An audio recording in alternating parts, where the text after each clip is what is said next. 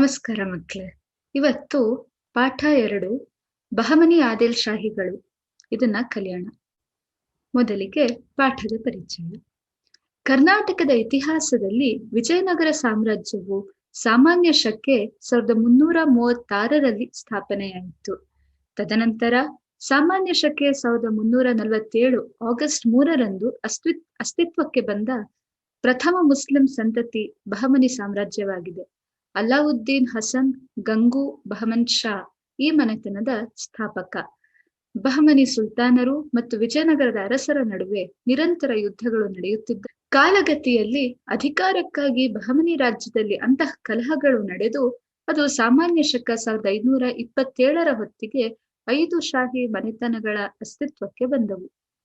ಅವುಗಳಲ್ಲಿ ವಿಜಯಪುರದ ಆದಿಲ್ ಶಾಹಿಗಳು ಪ್ರಮುಖರಾದವರು. ಈ ಮನೆತನದ ಪ್ರಮುಖ ಸುಲ್ತಾನರ ಸಾಧನೆಗಳನ್ನು ಪರಿಚಯಿಸಲಾಗಿದೆ. ಇದರ ಜೊತೆಗೆ ಸಾಹಿತ್ಯ, ಕಲೆ ಮತ್ತು ವಾಸ್ತುಶಿಲ್ಪಕ್ಕೆ ಹೆಚ್ಚಿನ ಪ್ರಾಮುಖ್ಯತೆ ನೀಡಿದರು. ಈ ಪಾಠದಲ್ಲಿ ಬಹಮನಿ ರಾಜ್ಯದ ಸುಲ್ತಾನ ಫಿರೋಜ್ ಶಾ ಹಾಗೂ ಪ್ರಸಿದ್ಧ ಮುಖ್ಯಮಂತ್ರಿ ಮಹಮ್ಮದ್ ಗವಾನ್ನ ಸಾಧನೆಗಳನ್ನು ವಿವರಿಸಲಾಗಿದೆ. ಇದರೊಂದಿಗೆ ಬಹಮನಿ ರಾಜ್ಯದ ಪ್ರಮುಖ ಕೊಡುಗೆಗಳನ್ನು ವಿವರಿಸಲಾಗಿದೆ. ಪಾಠದ ಪರಿಚಯದಲ್ಲಿ ಹೇಳ್ತಾರೆ, ಕರ್ನಾಟಕದ ಇತಿಹಾಸದಲ್ಲಿ ವಿಜಯನಗರ ಸಾಮ್ರಾಜ್ಯ ಯಾವಾಗ ಸ್ಥಾಪನೆ ಆಯಿತು? ಹಿಂದಿನ ಪಾಠದಲ್ಲಿ ನೋಡಿದ್ದೀವಿ, ಸಾಮಾನ್ಯ ಶಕ 1336ರಲ್ಲಿ. ಅದರ ನಂತರ ಕರ್ನಾಟಕ ರಾಜ್ಯಕ್ಕೆ ಬಂದಂತಹ ಮನೆತನ ಬಹಮನಿ ಆದಿಲ್ ಶಾಹಿಗಳು ಯಾವಾಗ ಬರ್ತಾರೆ? ಸಾಮಾನ್ಯ ಶಕ 1347 ಆಗಸ್ಟ್ 3ರಂದು ಪ್ರಥಮ ಮುಸ್ಲಿಂ ಸಂತತಿಯಾಗಿರುತ್ತೆ ಈ ಬಹಮನಿ ಸಾಮ್ರಾಜ್ಯ. ಇದನ್ನ ಸ್ಥಾಪಿಸಿದವರು ಅಲ್ಲಾವುದ್ದೀನ್ ಹಸನ್ ಗಂಗು ಬಹಮನ್ ಶಾ. ನೆನ್ಪಿಟ್ಕೋಬೇಕು, ಅಲ್ಲಾವುದ್ದೀನ್ ಹಸನ್ ಗಂಗು ಬಹಮನ್ ಶಾ ಇದನ್ನ ಸ್ಥಾಪಿಸಿದಂತಹ ಸ್ಥಾಪಕ. ಸದಾ ಕಾಲ ಬಹಮನಿ ಅರಸರು ಮತ್ತೆ ವಿಜಯನಗರದ ಅರಸರ ಮಧ್ಯೆ ನಿರಂತರ ಯುದ್ಧ ನಡೀತಾನೆ ಇರುತ್ತೆ. ಕಾಲ ಕಳೆದ್ಮೇಲೆ ಅಧಿಕಾರದಲ್ಲಿರುವಂತಹ ಬಹಮನಿ ಮನೆತನದ ಒಳಗಡೆನೆ ಅಂತಃ ಕಲಹ ಶುರು ಆಗುತ್ತೆ. 1527 ಅದರ ಹೊತ್ತಿಗೆ 5 ಶಾಹಿ ಮನೆತನಗಳು ಅಸ್ತಿತ್ವಕ್ಕೆ ಬರುತ್ತೆ. ಈ ಪಾಠದಲ್ಲಿ ಆ ಮನೆತನಗಳ ಬಗ್ಗೆ, ಅವ್ರು ಮಾಡಿದಂತಹ ಸಾಹಿತ್ಯ, ಕಲೆ, ವಾಸ್ತುಶಿಲ್ಪ ಇದ್ರ ಬಗ್ಗೆ ಎಲ್ಲ ತಿಳಿಸ್ತಾ ಬರ್ತಾರೆ. ಅವರ ಪ್ರಮುಖ ರಾಜನಾದಂತಹ ಸುಲ್ತಾನ್ ಫಿರೋಜ್ ಶಾ ಬಗ್ಗೆ ಹೇಳ್ತಾ ಇದ್ದಾರೆ. ಮತ್ತೆ ಅವನ ಪ್ರಸಿದ್ಧ ಮುಖ್ಯಮಂತ್ರಿ ಮಹಮ್ಮದ್ ಗವಾನ್ ಬಗ್ಗೆ ಕೂಡ ತಿಳಿಸ್ತಾರೆ. ಈ ಪಾಠ ತಿಳಿದ್ಮೇಲೆ ನಮ್ಗೆ ಏನೇನ್ ಬರ್ಬೇಕು ಅಂತ ಕೂಡ ಇಲ್ಲಿ ಕೊಟ್ಬಿಟ್ಟಿದ್ದಾರೆ. 5 ಪಾಯಿಂಟ್ ಕೊಟ್ಟಿದ್ದಾರೆ. ಏನೇನು ನೋಡೋಣ. ಫಿರೋಜ್ ಶಾ ಮತ್ತೆ ಮಹಮ್ಮದ್ ಗವಾನ್ ಇವರ ಕೊಡುಗೆಗಳನ್ನ ತಿಳ್ಕೊಳ್ಳೋದು, ಬಹಮನಿ ಸುಲ್ತಾನರ ಸಾಹಿತ್ಯ, ಕಲೆ ಮತ್ತು ವಾಸ್ತುಶಿಲ್ಪಕ್ಕೆ ನೀಡಿರುವ ಪ್ರಮುಖ ಕೊಡುಗೆಗಳನ್ನು ಗುರುತಿಸುವುದು, ಭೂಪಟದಲ್ಲಿ ಬಹಮನಿ ರಾಜ್ಯಕ್ಕೆ ಸಂಬಂಧಿಸಿದ ಮುಖ್ಯ ಐತಿಹಾಸಿಕ ಸ್ಥಳಗಳನ್ನು ಗುರುತಿಸುವುದು, ವಿಜಯಪುರ ಆದಿಲ್ ಶಾಹಿಗಳಲ್ಲಿ ಪ್ರಮುಖ ಸುಲ್ತಾನರ ಬಗೆಗೆ ಅರಿಯುವುದು, ಕಲೆ, ಸಾಹಿತ್ಯ, ವಾಸ್ತುಶಿಲ್ಪಗಳನ್ನು ಕುರಿತು ತಿಳಿಯುವುದು. ಇದಿಷ್ಟು 5 ಪಾಯಿಂಟ್ ನಮ್ಗೆ ಬರ್ಬೇಕು ಈ ಪಾಠ ಕಲ್ತ ಮೇಲೆ ಅಂತ ಹೇಳ್ತಾ ಇದ್ದಾರೆ. ಪಾಠ ಶುರು ಮಾಡೋಣ. ವಿಜಯನಗರ ಸಾಮ್ರಾಜ್ಯವು ಆರಂಭವಾದ ಕಾಲದಲ್ಲಿಯೇ ಆ ರಾಜ್ಯದ ಉತ್ತರ ಭಾಗದಲ್ಲಿ ಬಹಮನಿ ಸಾಮ್ರಾಜ್ಯವು 1347ರಲ್ಲಿ ಸ್ಥಾಪನೆಯಾಯಿತು. ಇದರ ಸ್ಥಾಪಕ ಅಲ್ಲಾವುದ್ದೀನ್ ಹಸನ್ ಗಂಗು ಬಹಮನ್ ಶಾ. ಬಹಮನ್ ಶಾ ಈ ಮೊದಲು ದೆಹಲಿಯ ಸುಲ್ತಾನನಾದ ಮಹಮ್ಮದ್ ಬಿನ್ ತುಘ್ಲಕ್ನ ಸೈನ್ಯದಲ್ಲಿ ಕಾರ್ಯನಿರ್ವಹಿಸುತ್ತಿದ್ದನು. ಹಿಂದೆ ನೋಡಿದ್ವಿ ಪಾಠದ ಪರಿಚಯದಲ್ಲಿ ಯಾವಾಗ ಸ್ಥಾಪನೆಯಾಯಿತು. ವಿಜಯನಗರ ಸಾಮ್ರಾಜ್ಯವು ಆರಂಭವಾಗಿತ್ತು. ಆ ಕಾಲದಲ್ಲೇ ಉತ್ತರ ಭಾಗದಲ್ಲಿ ಬಹಮನಿ ಸಾಮ್ರಾಜ್ಯ 1347ರಲ್ಲಿ ಸ್ಥಾಪನೆಯಾಯಿತು. ಇದರ ಸ್ಥಾಪಕ ಯಾರು ಅದನ್ನು ಕೂಡ ನೋಡಿದೀವಿ, ಅಲ್ಲಾವುದ್ದೀನ್ ಹಸನ್ ಗಂಗು ಬಹಮನ್ ಶಾ. ಇವನ್ ಯಾರಾಗಿದ್ದ? ಬಹಮನ್ ಶಾ ಮೊದಲು ದೆಹಲಿ ಸುಲ್ತಾನನಾದಂತಹ ಮಹಮ್ಮದ್ ಬಿನ್ ತುಘ್ಲಕ್ ಸೈನ್ಯದಲ್ಲಿ ಕಾರ್ಯನಿರ್ವಹಿಸ್ತಾ ಇದ್ದ. ಅಲ್ಲಿಂದ ಇಲ್ಲಿಗೆ ಬಂದು ಬಹಮನಿ ಸುಲ್ತಾನ ಆಗ್ತಾನೆ. ಬಹಮನಿ ಸುಲ್ತಾನರು ಸಾಮಾನ್ಯ ಶಕೆ 1347ರಿಂದ 1527. ಬಹಮನಿ ರಾಜ್ಯವು ಈಗಿನ ಕರ್ನಾಟಕ, ಮಹಾರಾಷ್ಟ್ರ ಮತ್ತು ಆಂಧ್ರಪ್ರದೇಶ, ತೆಲಂಗಾಣ ಭಾಗಗಳನ್ನು ಒಳಗೊಂಡಿತ್ತು. ಕೃಷ್ಣಾ ನದಿ ರಾಜ್ಯದ ದಕ್ಷಿಣದ ಗಡಿಯಾಗಿತ್ತು. ಪ್ರಾರಂಭದಲ್ಲಿ ಕಲಬುರಗಿ, ಅನಂತರ ಬೀದರ್ ಅದರ ರಾಜಧಾನಿಯಾಗಿತ್ತು. ಕೃಷ್ಣಾ ನದಿಯ ಉತ್ತರದಲ್ಲಿ ಬಹಮನಿ ಸಾಮ್ರಾಜ್ಯವಿದ್ದರೆ ದಕ್ಷಿಣದಲ್ಲಿ ವಿಜಯನಗರ ಸಾಮ್ರಾಜ್ಯವಿದ್ದಿತ್ತು. ತಾಜುದ್ದೀನ್ ಫಿರೋಜ್ ಶಾ ಬಹಮನಿ ವಂಶದಲ್ಲಿ ಪ್ರಸಿದ್ಧನಾದ ಸುಲ್ತಾನ. ಇದರಲ್ಲಿ ಅದರ ಜಿಯೋಗ್ರಫಿಕಲ್ ಏರಿಯಾ ಎಲ್ಲೆಲ್ಲಿ ಇತ್ತು, ಅದರ ಭಾಗಗಳು ಯಾವುದು ಅಂತ ತಿಳಿಸ್ತಾ ಇದ್ದಾರೆ. ಈಗಿನ ಕರ್ನಾಟಕ ನಾವು ಇರುವಂತಹ ಕರ್ನಾಟಕ, ಮೇಲೆ ಮಹಾರಾಷ್ಟ್ರ, ಈ ಕಡೆ ಆಂಧ್ರ ಪ್ರದೇಶ, ಇದಿಷ್ಟು ಭಾಗಗಳನ್ನ ಒಳಗೊಂಡಿತ್ತು. ಮುಂದೆ ಪಟದಲ್ಲೂ ನೋಡೋಣ. ಇಲ್ಲಿ ಬಹಮನಿ ರಾಜ್ಯ ಎಲ್ಲೆಲ್ಲಿತ್ತು ಅಂತ ತಿಳಿಸ್ತಾರೆ. ಈಗಿನ ಕರ್ನಾಟಕದ ಭಾಗ ಇಲ್ಲಿ ನೋಡ್ತಿದೀವಿ. ಕರ್ನಾಟಕದ ಮೇಲ್ಭಾಗ, ಈ ಕಡೆ ಮಹಾರಾಷ್ಟ್ರ, ಈ ಕಡೆ ಆಂಧ್ರ. ಯಾವ್ದು? ಬೆಳಗಾವಿ, ತಂಗಡಗಿ, ತಾಳಿಕೋಟೆ, ವಿಜಯಪುರ, ಕಲಬುರ್ಗಿ, ಬೀದರ್, ಕಲ್ಯಾಣ, ಇದಿಷ್ಟು ಕರ್ನಾಟಕ. ಗೋವಾ, ದಾಬೋಳ್, ಚೌಲ್, ಅಹಮದ್ ನಗರ್, ಇದಿಷ್ಟು ಮಹಾರಾಷ್ಟ್ರದ ಭಾಗ. ಓರಂಗಲ್, ಕೊಂಡಪಲ್ಲಿ, ಇದೆಲ್ಲ ಆಂಧ್ರ ಅಥವಾ ತೆಲಂಗಾಣದ ಭಾಗ. ಇನ್ನು ಕೃಷ್ಣಾ ನದಿ ಇಲ್ಲೇ ಹರಿಯುತ್ತೆ. ಕೃಷ್ಣಾ ನದಿ ಅದು ಅವ್ರದ್ದು ದಕ್ಷಿಣದ ಗಡಿಯಾಗಿತ್ತು. ಕೃಷ್ಣಾ ನದಿ ಉತ್ತರದಲ್ಲಿ ಬಹಮನಿ, ದಕ್ಷಿಣದಲ್ಲಿ ವಿಜಯನಗರ. ಕೃಷ್ಣಾ ನದಿ ಮೇಲೆಲ್ಲ ಬಹಮನಿ ಸುಲ್ತಾನ್ರು, ಕೆಳಗಡೆ ಎಲ್ಲ ವಿಜಯನಗರದವರಾಗಿದ್ರು. ಈ ಮನೆತನದ ಪ್ರಸಿದ್ಧ ರಾಜ ಯಾರು? ತಾಜುದ್ದೀನ್ ಫಿರೋಜ್ ಶಾ. ತಾಜುದ್ದೀನ್ ಫಿರೋಜ್ ಶಾ ಬಗ್ಗೆ ನೋಡೋಣ. ಅವನ ಕಾಲ ಸಾಮಾನ್ಯ ಶಕೆ 1397 1422. ಈತನು ನ್ಯಾಯಪರ, ಉದಾರಿ ಹಾಗೂ ದೈವಭಕ್ತನಾಗಿದ್ದನು. ಕುರಾನಿನ ಪ್ರತಿಗಳನ್ನು ತಯಾರಿಸಿ ತನ್ನ ಜೀವನಾಂಶ ಸಂಪಾದಿಸುತ್ತಿದ್ದನು. ಲೇಖಕನು, ಬಹುಭಾಷಾ ವಿಶಾರದನು ಆಗಿದ್ದ ಫಿರೋಜ್ ಶಾನಿಗೆ ಜ್ಯಾಮಿತಿ ಮತ್ತು ಧರ್ಮಶಾಸ್ತ್ರಗಳಲ್ಲಿ ಪರಿಣತಿ ಇತ್ತು. ಈತನು ಅನೇಕ ಪಂಡಿತರಿಗೆ, ಕವಿಗಳಿಗೆ, ಕಲಾವಿದರಿಗೆ ತನ್ನ ಆಸ್ಥಾನದಲ್ಲಿ, ದರ್ಬಾರಿನಲ್ಲಿ ಆಶ್ರಯ ನೀಡಿ ಗೌರವಿಸುತ್ತಿದ್ದನು. ದೌಲತಾಬಾದ್ನಲ್ಲಿ ಅಂದರೆ ಮಹಾರಾಷ್ಟ್ರದಲ್ಲಿ ಆಕಾಶ ವೀಕ್ಷಣಾಲಯವನ್ನು ಸ್ಥಾಪಿಸಿದ್ದನು. ರಾಜಧಾನಿ ಕಲಬುರಗಿಯ ಸೌಂದರ್ಯವನ್ನು ಹೆಚ್ಚಿಸಿದನು. ಅಲ್ಲದೆ ತನ್ನ ಹೆಸರಿನಲ್ಲಿ ಭೀಮಾ ನದಿಯ ದಂಡೆಯ ಬದಿಯಲ್ಲಿ ಫಿರೋಜಾಬಾದ್ ಎಂಬ ಹೊಸ ನಗರವನ್ನೇ ಕಟ್ಟಿಸಿದ್ದನು. ಇವನ ಕಾಲದಲ್ಲಿ ರಾಜ್ಯಕ್ಕೆ ಬಂದಿದ್ದ ಸೂಫಿ ಸಂತ ಬಂದೇ ನವಾಜರಿಗೆ ಹಲವು ಗ್ರಾಮಗಳನ್ನು ಉಂಬಳಿಯಾಗಿ ನೀಡಿದನು. ಬಂದರುಗಳ ವಿಕಾಸಕ್ಕೆ ವಿಶೇಷ ಗಮನವಿತ್ತನು. ಇದರಿಂದ ವಿದೇಶಿ ಪ್ರವಾಸಕ್ಕೆ ಪ್ರೋತ್ಸಾಹ ಸಿಕ್ಕಿತು. ಯಾರು ತಾಜುದ್ದೀನ್ ಫಿರೋಜ್ ಶಾ? ನ್ಯಾಯಪರಾಗಿದ್ದ, ಯಾವತ್ತೂ ಕೂಡ ಅನ್ಯಾಯ ಮಾಡ್ತಾ ಇರ್ಲಿಲ್ಲ. ಉದಾರಿಯಾಗಿದ್ದ, ಎಲ್ರಿಗೂ ಕೂಡ ಸಹಾಯ ಮಾಡ್ತಿದ್ದ. ದೈವ ಭಕ್ತನಾಗಿದ್ದ. ಅವರ ಮುಸ್ಲಿಂ ಯಾವ್ದ್ಯಾವ್ದು ರೀತಿ ರಿವಾಜುಗಳಿತ್ತು ಎಲ್ಲದನ್ನು ಬಹಳ ಕಟ್ಟುನಿಟ್ಟಾಗಿ ಮಾಡ್ತಿದ್ದ. ಅಷ್ಟೇ ಅಲ್ಲದೆ ಕುರಾನಿನ ಪ್ರತಿಗಳನ್ನ ಹಂಚಿ ಜೀವನಾಂಶಕ್ಕೆ ಎಷ್ಟು ದುಡ್ಡು ಬೇಕೋ ಅಷ್ಟೇ ಸಂಪಾದಿಸ್ತಿದ್ದ. ಲೇಖಕ ಆಗಿದ್ದ. ಬಹುಭಾಷಾ ವಿಶಾರದ, ಬಹಳಷ್ಟು ಭಾಷೆಗಳನ್ನ ತಿಳಿದವನಾಗಿದ್ದ. ಜ್ಯಾಮಿತಿ ಅಂದ್ರೆ ನಮ್ಮ ಜಾಮೆಟ್ರಿ ಮತ್ತೆ ಧರ್ಮಶಾಸ್ತ್ರ, ಇದೆರಡರಲ್ಲೂ ಎಕ್ಸ್ಪರ್ಟೀಸ್, ಪರಿಣತಿ ಇತ್ತು. ಅನೇಕ ಪಂಡಿತರಿಗೆ, ಕವಿಗಳಿಗೆ, ಕಲಾವಿದರಿಗೆ ತನ್ನ ಆಸ್ಥಾನದಲ್ಲಿ ಜಾಗ ಕೊಟ್ಟಿದ್ದ. ದೌಲತಾಬಾದ್ ಅಲ್ಲಿ ಒಂದು ಆಕಾಶ ವೀಕ್ಷಣಾಲಯ, ಪ್ಲಾನಿಟೋರಿಯಂ, ಅದನ್ನೇ ಕಟ್ಟಿಸಿದ್ದ ಆಗಿನ ಕಾಲದಲ್ಲೇ.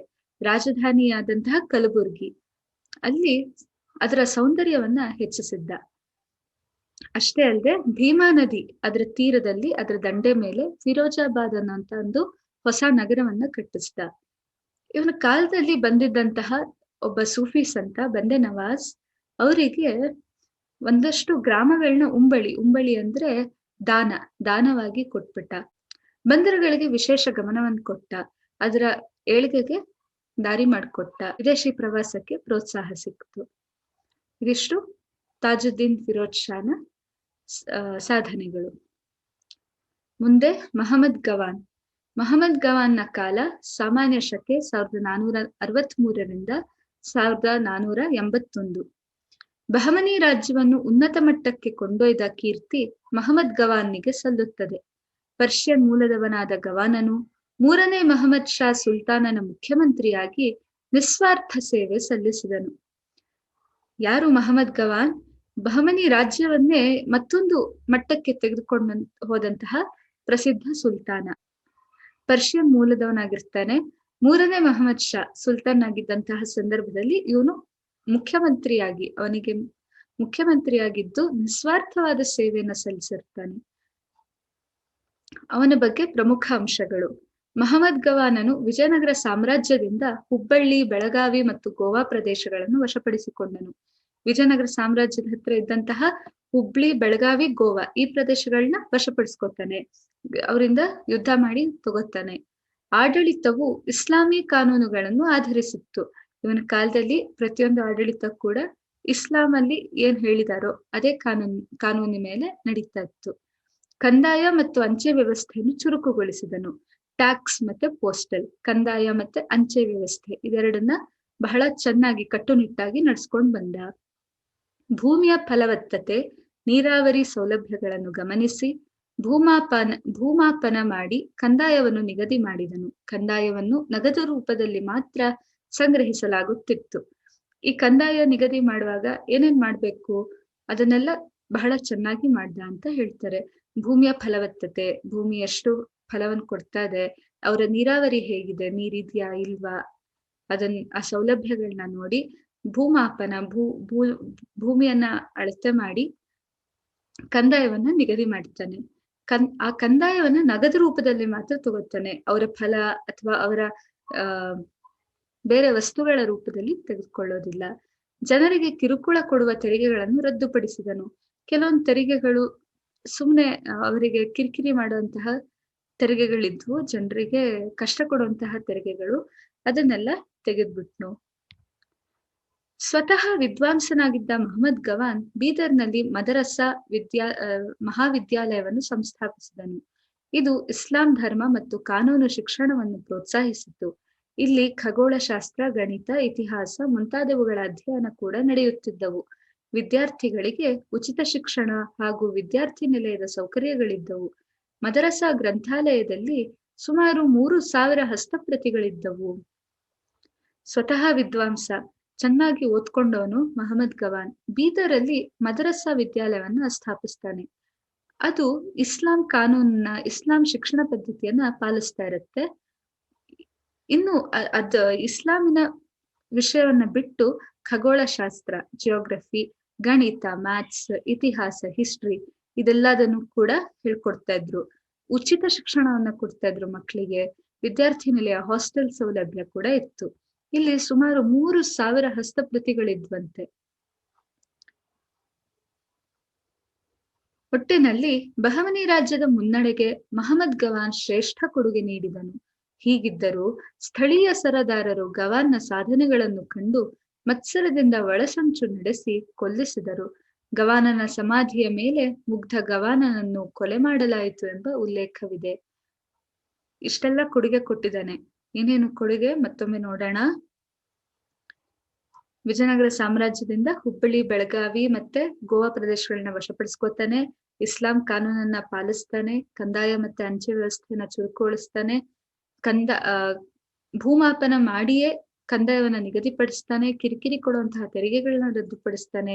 ಮದರಸಾ ಸ್ಥಾಪನೆ ಮಾಡ್ತಾನೆ. ಇಷ್ಟೆಲ್ಲ ಸಾಧನೆ ಮಾಡಿ ಬಹಮನಿ ಸುಲ್ತಾನರಿಗೆ ಒಂದು ಆದರ್ಶ ಪ್ರಾಯನಾಗ್ತಾನೆ. ಶ್ರೇಷ್ಠ ಕೊಡುಗೆಗಳನ್ನ ನೀಡ್ತಾನೆ. ಸ್ಥಳೀಯ ಸರದಾರರಿರ್ತಾರೆ ಕೆಲವರು, ಅವರು ಇದನ್ನ ನೋಡಿ, ಸಾಧನೆಗಳನ್ನ ನೋಡಿ ಸ್ವಲ್ಪ ಒಳಸಂಚು ನಡೆಸಿ ಅವನನ್ನ ಕೊಲ್ಲಿಸ್ಬಿಡ್ತಾರೆ. ಅವನ ಸಮಾಧಿಯ ಮೇಲೆ ಮುಗ್ಧ ಗವಾನನನ್ನು ಕೊಲೆ ಮಾಡಲಾಯಿತು ಅನ್ನುವಂತಹ ಉಲ್ಲೇಖ ಇದೆ. ಬಹಮನಿ ಸುಲ್ತಾನರ ಸಾಂಸ್ಕೃತಿಕ ಕೊಡುಗೆಗಳನ್ನ ನೋಡೋಣ. ಶಿಕ್ಷಣ, ಸಾಹಿತ್ಯ, ವಾಸ್ತುಶಿಲ್ಪ ಇದು 3 ಕೊಟ್ಟಿದ್ದಾರೆ, ನೋಡ್ತಾ ಹೋಗೋಣ. ಶಿಕ್ಷಣ. ಬಹಮನಿ ಸುಲ್ತಾನರು ಇಸ್ಲಾಂ ವಿದ್ಯಾಭ್ಯಾಸಕ್ಕೆ ಹೆಚ್ಚಿನ ಪ್ರೋತ್ಸಾಹ ನೀಡಿದ್ದರು. ಕುರಾನ್ ಪಠಣವು ಶಿಕ್ಷಣದ ಒಂದು ಭಾಗವಾಗಿತ್ತು. ಇವರ ಕಾಲದಲ್ಲಿ ಕಲಬುರಗಿ, ಬೀದರ್, ಎಲಿಚಪುರ ಮತ್ತು ದೌಲತಾಬಾದ್ ಮುಂತಾದವುಗಳು ಇಸ್ಲಾಮಿ ವಿದ್ಯಾಕೇಂದ್ರಗಳಾಗಿದ್ದವು. ಧಾರ್ಮಿಕ ಶಿಕ್ಷಣವನ್ನು ಮಸೀದಿಗಳಲ್ಲಿ ಮತ್ತು ಮದರಸಾಗಳಲ್ಲಿ ನೀಡುತ್ತಿದ್ದರು. ಬಡವರಿಗಾಗಿ ಮತ್ತು ಅನಾಥರಿಗಾಗಿ ಮದರಸಾಗಳಲ್ಲಿ ಉಚಿತ ಊಟ ಮತ್ತು ವಸತಿ ಸೌಕರ್ಯಗಳನ್ನು ಮತ್ತು ವಿದ್ಯಾರ್ಥಿ ವೇತನವನ್ನು ಕಲ್ಪಿಸಿದರು. ಶಾಲೆಗಳಲ್ಲಿ ಕುರಾನ್, ತರ್ಕಶಾಸ್ತ್ರ ಮತ್ತು ಸೂಫಿ ಪಂಥದ ತತ್ವಗಳನ್ನು ಬೋಧಿಸಲಾಯಿತು. ಬಹಮನಿ ಸುಲ್ತಾನರು ಇಸ್ಲಾಂ ವಿದ್ಯಾಭ್ಯಾಸಕ್ಕೆ ಹೆಚ್ಚು ಪ್ರೋತ್ಸಾಹವನ್ನು ಕೊಡ್ತಾರೆ. ಸಾಮಾನ್ಯ ಅದು. ಕುರಾನ್ ಪಠಣ ಶಿಕ್ಷಣದ ಒಂದು ಭಾಗವೇ ಆಗಿರುತ್ತೆ. ಆ ಕಾಲದಲ್ಲಿ ಕಲಬುರ್ಗಿ, ಬೀದರ್, ಎಲಿಚಪುರ ಮತ್ತು ದೌಲತಾಬಾದ್ ಇಲ್ಲೆಲ್ಲ ಇಸ್ಲಾಮಿ ವಿದ್ಯಾಕೇಂದ್ರಗಳಿದ್ವು. ಧಾರ್ಮಿಕ ಶಿಕ್ಷಣವನ್ನ ಮಸೀದಿಗಳಲ್ಲಿ ಮತ್ತೆ ಮದ್ರಸಾಗಳಲ್ಲಿ ಕೊಡ್ತಿದ್ರು. ಬಡವರಿಗಾಗಿ ಕೂಡ ಮತ್ತು ಅನಾಥರಿಗೂ ಕೂಡ ಮದ್ರಸಾದಲ್ಲೇ ಉಚಿತ ಊಟ ಮತ್ತೆ ವಸತಿಯನ್ನ ಕೊಡ್ತಿದ್ರು. ವಿದ್ಯಾರ್ಥಿ ವೇತನ ಇತ್ತು. ಮುಂಚೆನೆ ಹೇಳಿದಾಗ ವಿದ್ಯಾರ್ಥಿ ವೇತನ ಇತ್ತು. ಕುರಾನ್, ತರ್ಕಶಾಸ್ತ್ರ ಲಾ ಮತ್ತೆ ಸೂಫಿ ಪಂಥದ ತತ್ವಗಳನ್ನ ಬೋಧಿಸಲಾಗ್ತಾ ಇತ್ತು. ಇದಿಷ್ಟು ಅವರ ಶಿಕ್ಷಣದ ಕೊಡುಗೆಗಳು. ಸಾಹಿತ್ಯ. ಬಹಮನಿ ಸುಲ್ತಾನರು ಸಾಹಿತ್ಯದ ಮಹಾಪೋಷಕರಾಗಿ ಕವಿಗಳಿಗೆ, ವಿದ್ವಾಂಸರಿಗೆ, ಬರಹಗಾರರಿಗೆ ರಾಜಾಶ್ರಯವನ್ನು ನೀಡಿದ್ದರು. ಸುಲ್ತಾನರಾದ ಫಿರೋಜ್ ಶಾ, ಎರಡನೇ ಮಹಮ್ಮದ್ ಶಾ ಮತ್ತು ಮಹಮ್ಮದ್ ಗವಾನ್ ಬರಹಗಾರರು ಮತ್ತು ಮಂತ್ರಿ ಕವಿಗಳು ಆಗಿದ್ದರು. ಇವರ ಕಾಲಾವಧಿಯಲ್ಲಿ ಪರ್ಷಿಯನ್, ಅರೇಬಿಕ್, ಉರ್ದು ಸಾಹಿತ್ಯ ಬೆಳವಣಿಗೆ ಆಯಿತು. ಬಂದೇ ನವಾಜ್ ಎಂಬ ಖ್ಯಾತ ಸೂಫಿ ಸಂತ ಹಾಗೂ ಗ್ರಂಥಕಾರ ಇದೇ ಕಾಲದವರು. ಇವರು ಮತ್ತು ಇನ್ನಿತರ ವಿದೇಶಿ ವಿದ್ವಾಂಸರು ಬಳಸಿದ ಭಾಷೆ ದಖನಿ ಎಂದು ಪ್ರಸಿದ್ಧವಾಯಿತು. ಮುಂದೆ ಇದೇ ಉರ್ದು ಭಾಷೆಯ ಬೆಳವಣಿಗೆಗೆ ಕಾರಣವಾಯಿತು. ಕವಿಗಳಿಗೆ, ವಿದ್ವಾಂಸರಿಗೆ, ಬರಹಗಾರರಿಗೆಲ್ಲ ರಾಜಶ್ರಯವನ್ನು ಕೊಡ್ತಾ ಇದ್ರು ಬಹಮನಿ ಸುಲ್ತಾನ್ರು. ಅವರದೇ ಸುಲ್ತಾನ್ರಾದಂತಹ ಫಿರೋಜ್ ಶಾ, ಎರಡನೇ ಮಹಮ್ಮದ್ ಶಾ, ಮಹಮ್ಮದ್ ಗವಾನ ಇವರೆಲ್ಲರೂ ಕೂಡ ಉತ್ತಮ ಬರಹಗಾರರು, ಮಂತ್ರಿ ಕವಿಗಳು ಆಗಿದ್ರು. ಇವರ ಕಾಲಾವಧಿಯಲ್ಲಿ ಯಾವ ಭಾಷೆ ಪ್ರಸಿದ್ಧಿ ಹೊಂದಿತ್ತು? ಪರ್ಷಿಯನ್, ಅರೇಬಿಕ್ ಮತ್ತೆ ಉರ್ದು, ಇದ್ರಲ್ಲೆಲ್ಲ ಸಾಹಿತ್ಯದ ಬೆಳವಣಿಗೆ ಆಯ್ತು. ಬಂದೇ ನವಾಜ್ ಆಗ್ಲೇ ತಿಳಿಸಿದ ಹಾಗೆ ಒಬ್ಬ ಖ್ಯಾತ ಸೂಫಿ ಸಂತ. ಅವರು ಇದೇ ಕಾಲದವರು, ಗ್ರಂಥಕಾರರು ಕೂಡ. ಮತ್ತು ಇನ್ನಿತರ ವಿದೇಶಿ ವಿದ್ವಾಂಸರು ಕೂಡ ಬಂದು ಇವರ ಕಾಲದಲ್ಲಿ ಗ್ರಂಥವನ್ನ ಬರೀತಾರೆ. ಅವ್ರು ಬಳಸಿದಂತಹ ಭಾಷೆಗೆ ದಖನಿ ಅಂತ ಹೆಸರು. ಇದೇ ಮುಂದೆ ಉರ್ದು ಆಯ್ತು ಅಂತ ಪ್ರತೀತಿ. ವಾಸ್ತುಶಿಲ್ಪ. ಬಹಮನಿಗಳ ಇತಿಹಾಸವು ವಾಸ್ತುಶಿಲ್ಪಕ್ಕೆ ಹೆಸರುವಾಸಿಯಾಗಿದೆ. ಅವರ ಕಲಬುರಗಿ, ಬೀದರ್ ಮತ್ತು ಇತರ ಸ್ಥಳಗಳಲ್ಲಿನ ಅವರ ಕಟ್ಟಡಗಳು ಹಿಂದೂ ಮುಸ್ಲಿಂ ಶೈಲಿಯಲ್ಲಿವೆ. ಇದು ದಖನಿ ಶೈಲಿ ಎಂದು ಪರಿಚಿತವಾಗಿದೆ. ಬಹಮನಿಗಳ ಮೊದಲ ರಚನೆ ಎಂದರೆ ಕಲಬುರಗಿಯ ಜಾಮಿ ಮಸೀದಿ. ಇದು ಮಹಮ್ಮದ್ ಶಾನ ರಚನೆ. ಚಿಕ್ಕ ಚಿಕ್ಕ ಗುಮ್ಮಟಗಳಿಂದ ಕೂಡಿರುವ ಇಲ್ಲಿನ ಸಭಾಂಗಣ ಆಕರ್ಷಕವಾಗಿದೆ. ಕಲಬುರಗಿಯ ಬಳಿ ಸುಲ್ತಾನರ ಸಮಾಧಿಗಳಿವೆ. ಅವು ಬೃಹತ್ ಗಾತ್ರದ ಗುಮ್ಮಟಗಳುಳ್ಳ ರಚನೆಗಳು. ಬಂದೇ ನವಾಜರ ಸಮಾಧಿ ಕಲಬುರಗಿಯ ಇನ್ನೊಂದು ಪ್ರಮುಖ ರಚನೆ. ಬೀದರ್ನ ಸೋಲಾ ಖಾಂ ಮಸೀದಿ ಮತ್ತು ಕೋಟೆಯೊಳಗಿನ ಸುಂದರ ಅರಮನೆಗಳು ಪ್ರಸಿದ್ಧವಾಗಿವೆ. ಈ ಕಟ್ಟಡಗಳು ಅಲಂಕಾರ, ಕೆತ್ತನೆ, ಮರದ ಕುಸರಿ ಕೆಲಸಗಳನ್ನು ಹೊಂದಿವೆ. ಬೀದರ್ ಬಳಿಯ ಅಷ್ಟೂರಿನ 12 ಸಮಾಧಿಗಳು ಗಮನಾರ್ಹವಾಗಿವೆ. ಬಹಮನಿ ಕಾಲದ ಕಟ್ಟಡಗಳಲ್ಲಿ ಅತ್ಯಂತ ಪ್ರಮುಖ ರಚನೆ ಎಂದರೆ ಮಹಮ್ಮದ್ ಗವಾನನು ಕಟ್ಟಿಸಿದ ಮದರಸ. ಇದು 242 ಅಡಿ ಉದ್ದ, 222 ಅಡಿ ಅಗಲವಿದ್ದು 56 ಅಡಿ ಎತ್ತರವಾಗಿದ್ದು 3 ಅಂತಸ್ತಿನ ಮಾಳಿಗೆಯ ರಚನೆಯಾಗಿದೆ. 5 ಶತಮಾನಕ್ಕೂ ಹಿಂದಿನ ಮದರಸ ಕಟ್ಟಡ ತನ್ನ ಘನತೆಯನ್ನು ಸಾರಿ ಹೇಳುವಂತಿದೆ. ವಾಸ್ತುಶಿಲ್ಪಕ್ಕೆ ಹೆಸರುವಾಸಿಯಾದವರು ಬಹಮನಿ ಸುಲ್ತಾನರು. ಇವರು ಕಲಬುರ್ಗಿ, ಬೀದರ್ ಮತ್ತೆ ಬೇರೆ ಬೇರೆ ಕಡೆಗಳಲ್ಲಿ ಬಹಳಷ್ಟು ಕಟ್ಟಡಗಳನ್ನ ಕಟ್ಟಿಸ್ತಾರೆ. ಪ್ರತಿಯೊಂದು ಕೂಡ ಹಿಂದೂ ಮುಸ್ಲಿಂ ಶೈಲಿಯಲ್ಲಿದೆ. ಈ ಶೈಲಿಯನ್ನ ದಖನಿ ಅಂತ ಕರೀತಾರೆ. ಇವರ ಮೊದಲ ರಚನೆ ಯಾವುದು? ಜಾಮಿ ಮಸೀದಿ. ಎಲ್ಲಿದೆ? ಕಲಬುರ್ಗಿಯಲ್ಲಿದೆ. ಇದನ್ನ ಕಟ್ಟಿಸಿದವರು ಯಾರು? ಮಹಮ್ಮದ್ ಶಾ. ಈ ಜಾಮಿ ಮಸೀದಿ ಯಾಕೆ ಪ್ರಸಿದ್ಧ ಆಯ್ತು ಅಂದ್ರೆ ಚಿಕ್ಕ ಚಿಕ್ಕ ಗುಮ್ಮಟಗಳನ್ನ ಹೊಂದಿದೆ. ಸುಂದರವಾದಂತಹ ಒಂದು ಸಭಾಂಗಣ ಕೂಡ ಇದೆ. ಇದು ಜಾಮಿ ಮಸೀದಿಯ ಆಕರ್ಷಣೆ. ಅಲ್ಲೇ ಕಲಬುರಗಿಯ ಬಳಿ ಸುಲ್ತಾನರ ಸಮಾಧಿಗಳಿದೆ. ಬೃಹತ್ ಗಾತ್ರದ ಗುಮ್ಮಟಗಳ ರಚನೆಗಳು ಅವೆಲ್ಲವೂ ಕೂಡ. ಬಂದೇ ನವಾಜರ ಸಮಾಧಿ ಕೂಡ ಕಲಬುರಗಿಯ ಒಂದು ಪ್ರಮುಖ ರಚನೆ.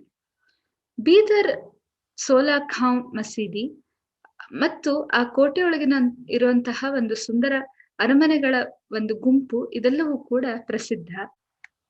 ಯಾಕೆ ಪ್ರಸಿದ್ಧ? ಈ ಅರಮನೆಗಳ ಅಲಂಕಾರ, ಅಲ್ಲಿರುವಂತಹ ಕೆತ್ತನೆ, ಆ ಮರದ ಕೆಲಸಗಳು, ಮರದಲ್ಲಿ ಮಾಡಿರೋದ ಚಿಕ್ಕ ಚಿಕ್ಕ ಕೆತ್ತನೆಗಳು, ಇದೆಲ್ಲ ಬಹಳ ಆಕರ್ಷಕವಾಗಿವೆ. ಬೀದರ್ ಬಳಿ ಅಷ್ಟೂರು ಅಂತ ಇದೆ. ಅಲ್ಲಿ 12 ಸಮಾಧಿಗಳು ಬಹಳ ಗಮನಾರ್ಹ. ಇದೆಲ್ಲ ಬಹಮನಿ ಕಟ್ಟಡಗಳಲ್ಲಿ ಅತ್ಯಂತ ಪ್ರಮುಖ ರಚನೆ. ಮಹಮ್ಮದ್ ಗವಾನ್ ಕಟ್ಟಿಸಿರುವಂತಹ ಮದರಸ ಎಷ್ಟುದ್ದ? 242 ಅಡಿ ಉದ್ದ, 222 ಅಡಿ ಅಗಲ, 56 ಅಡಿ ಎತ್ತರ, 3 ಅಂತಸ್ತು, 3 ಮಾಳಿಗೆ ಇತ್ತು. 5 ಶತಮಾನಕ್ಕೂ ಹಿಂದೆ ಕಟ್ಟಿಸುವಂತಹ ಮದರಸ ಕಟ್ಟಡ ಆಗಿತ್ತು. ಇದು ಬೀದರ್ನ ಕೋಟೆ. ಇದ್ರ ಒಳಗಡೆನೆ ಅರಮನೆಗಳಿರೋದು. ಇದು ಜಾಮಿ ಮಸೀದಿ. ನೋಡಿ, ಇದು ಚಿಕ್ಕ ಚಿಕ್ಕ ಗುಮ್ಮಟ. ಇಲ್ಲಿ ಮೇಲೆ ನೋಡ್ತಾ ಇದೀವಲ್ಲ, ಅದೆಲ್ಲ ಚಿಕ್ಕ ಚಿಕ್ಕ ಗುಮ್ಮಟ ಕಲಬುರ್ಗಿಯಲ್ಲಿದೆ. ಇದು ಬಂದೆ ನವಾಜರ್ ಸಮಾಧಿ. ಇದು ಕೂಡ ಗುಮ್ಮಟಗಳಿಂದ ಕೂಡಿರುತ್ತೆ, ಸಮಾಧಿಯು ಕೂಡ. ಇದು ಮದರಸ, 5 ಶತಮಾನಕ್ಕೂ ಹಿಂದಿಂದು. ಈಗ ಶಾಹಿ ಮನೆತನಗಳು. ಮಹಮ್ಮದ್ ಗವಾನ್ನ ನಂತರ ಬಹಮನಿ ರಾಜ್ಯ ಹೆಚ್ಚು ಕಾಲ ಉಳಿಯಲಿಲ್ಲ. 3ನೇ ಮಹಮ್ಮದ್ ನಂತರ ಅಧಿಕಾರಕ್ಕೆ ಬಂದ ಸುಲ್ತಾನರು ತೀರಾ ಅಸಮರ್ಥರಾಗಿದ್ದರು.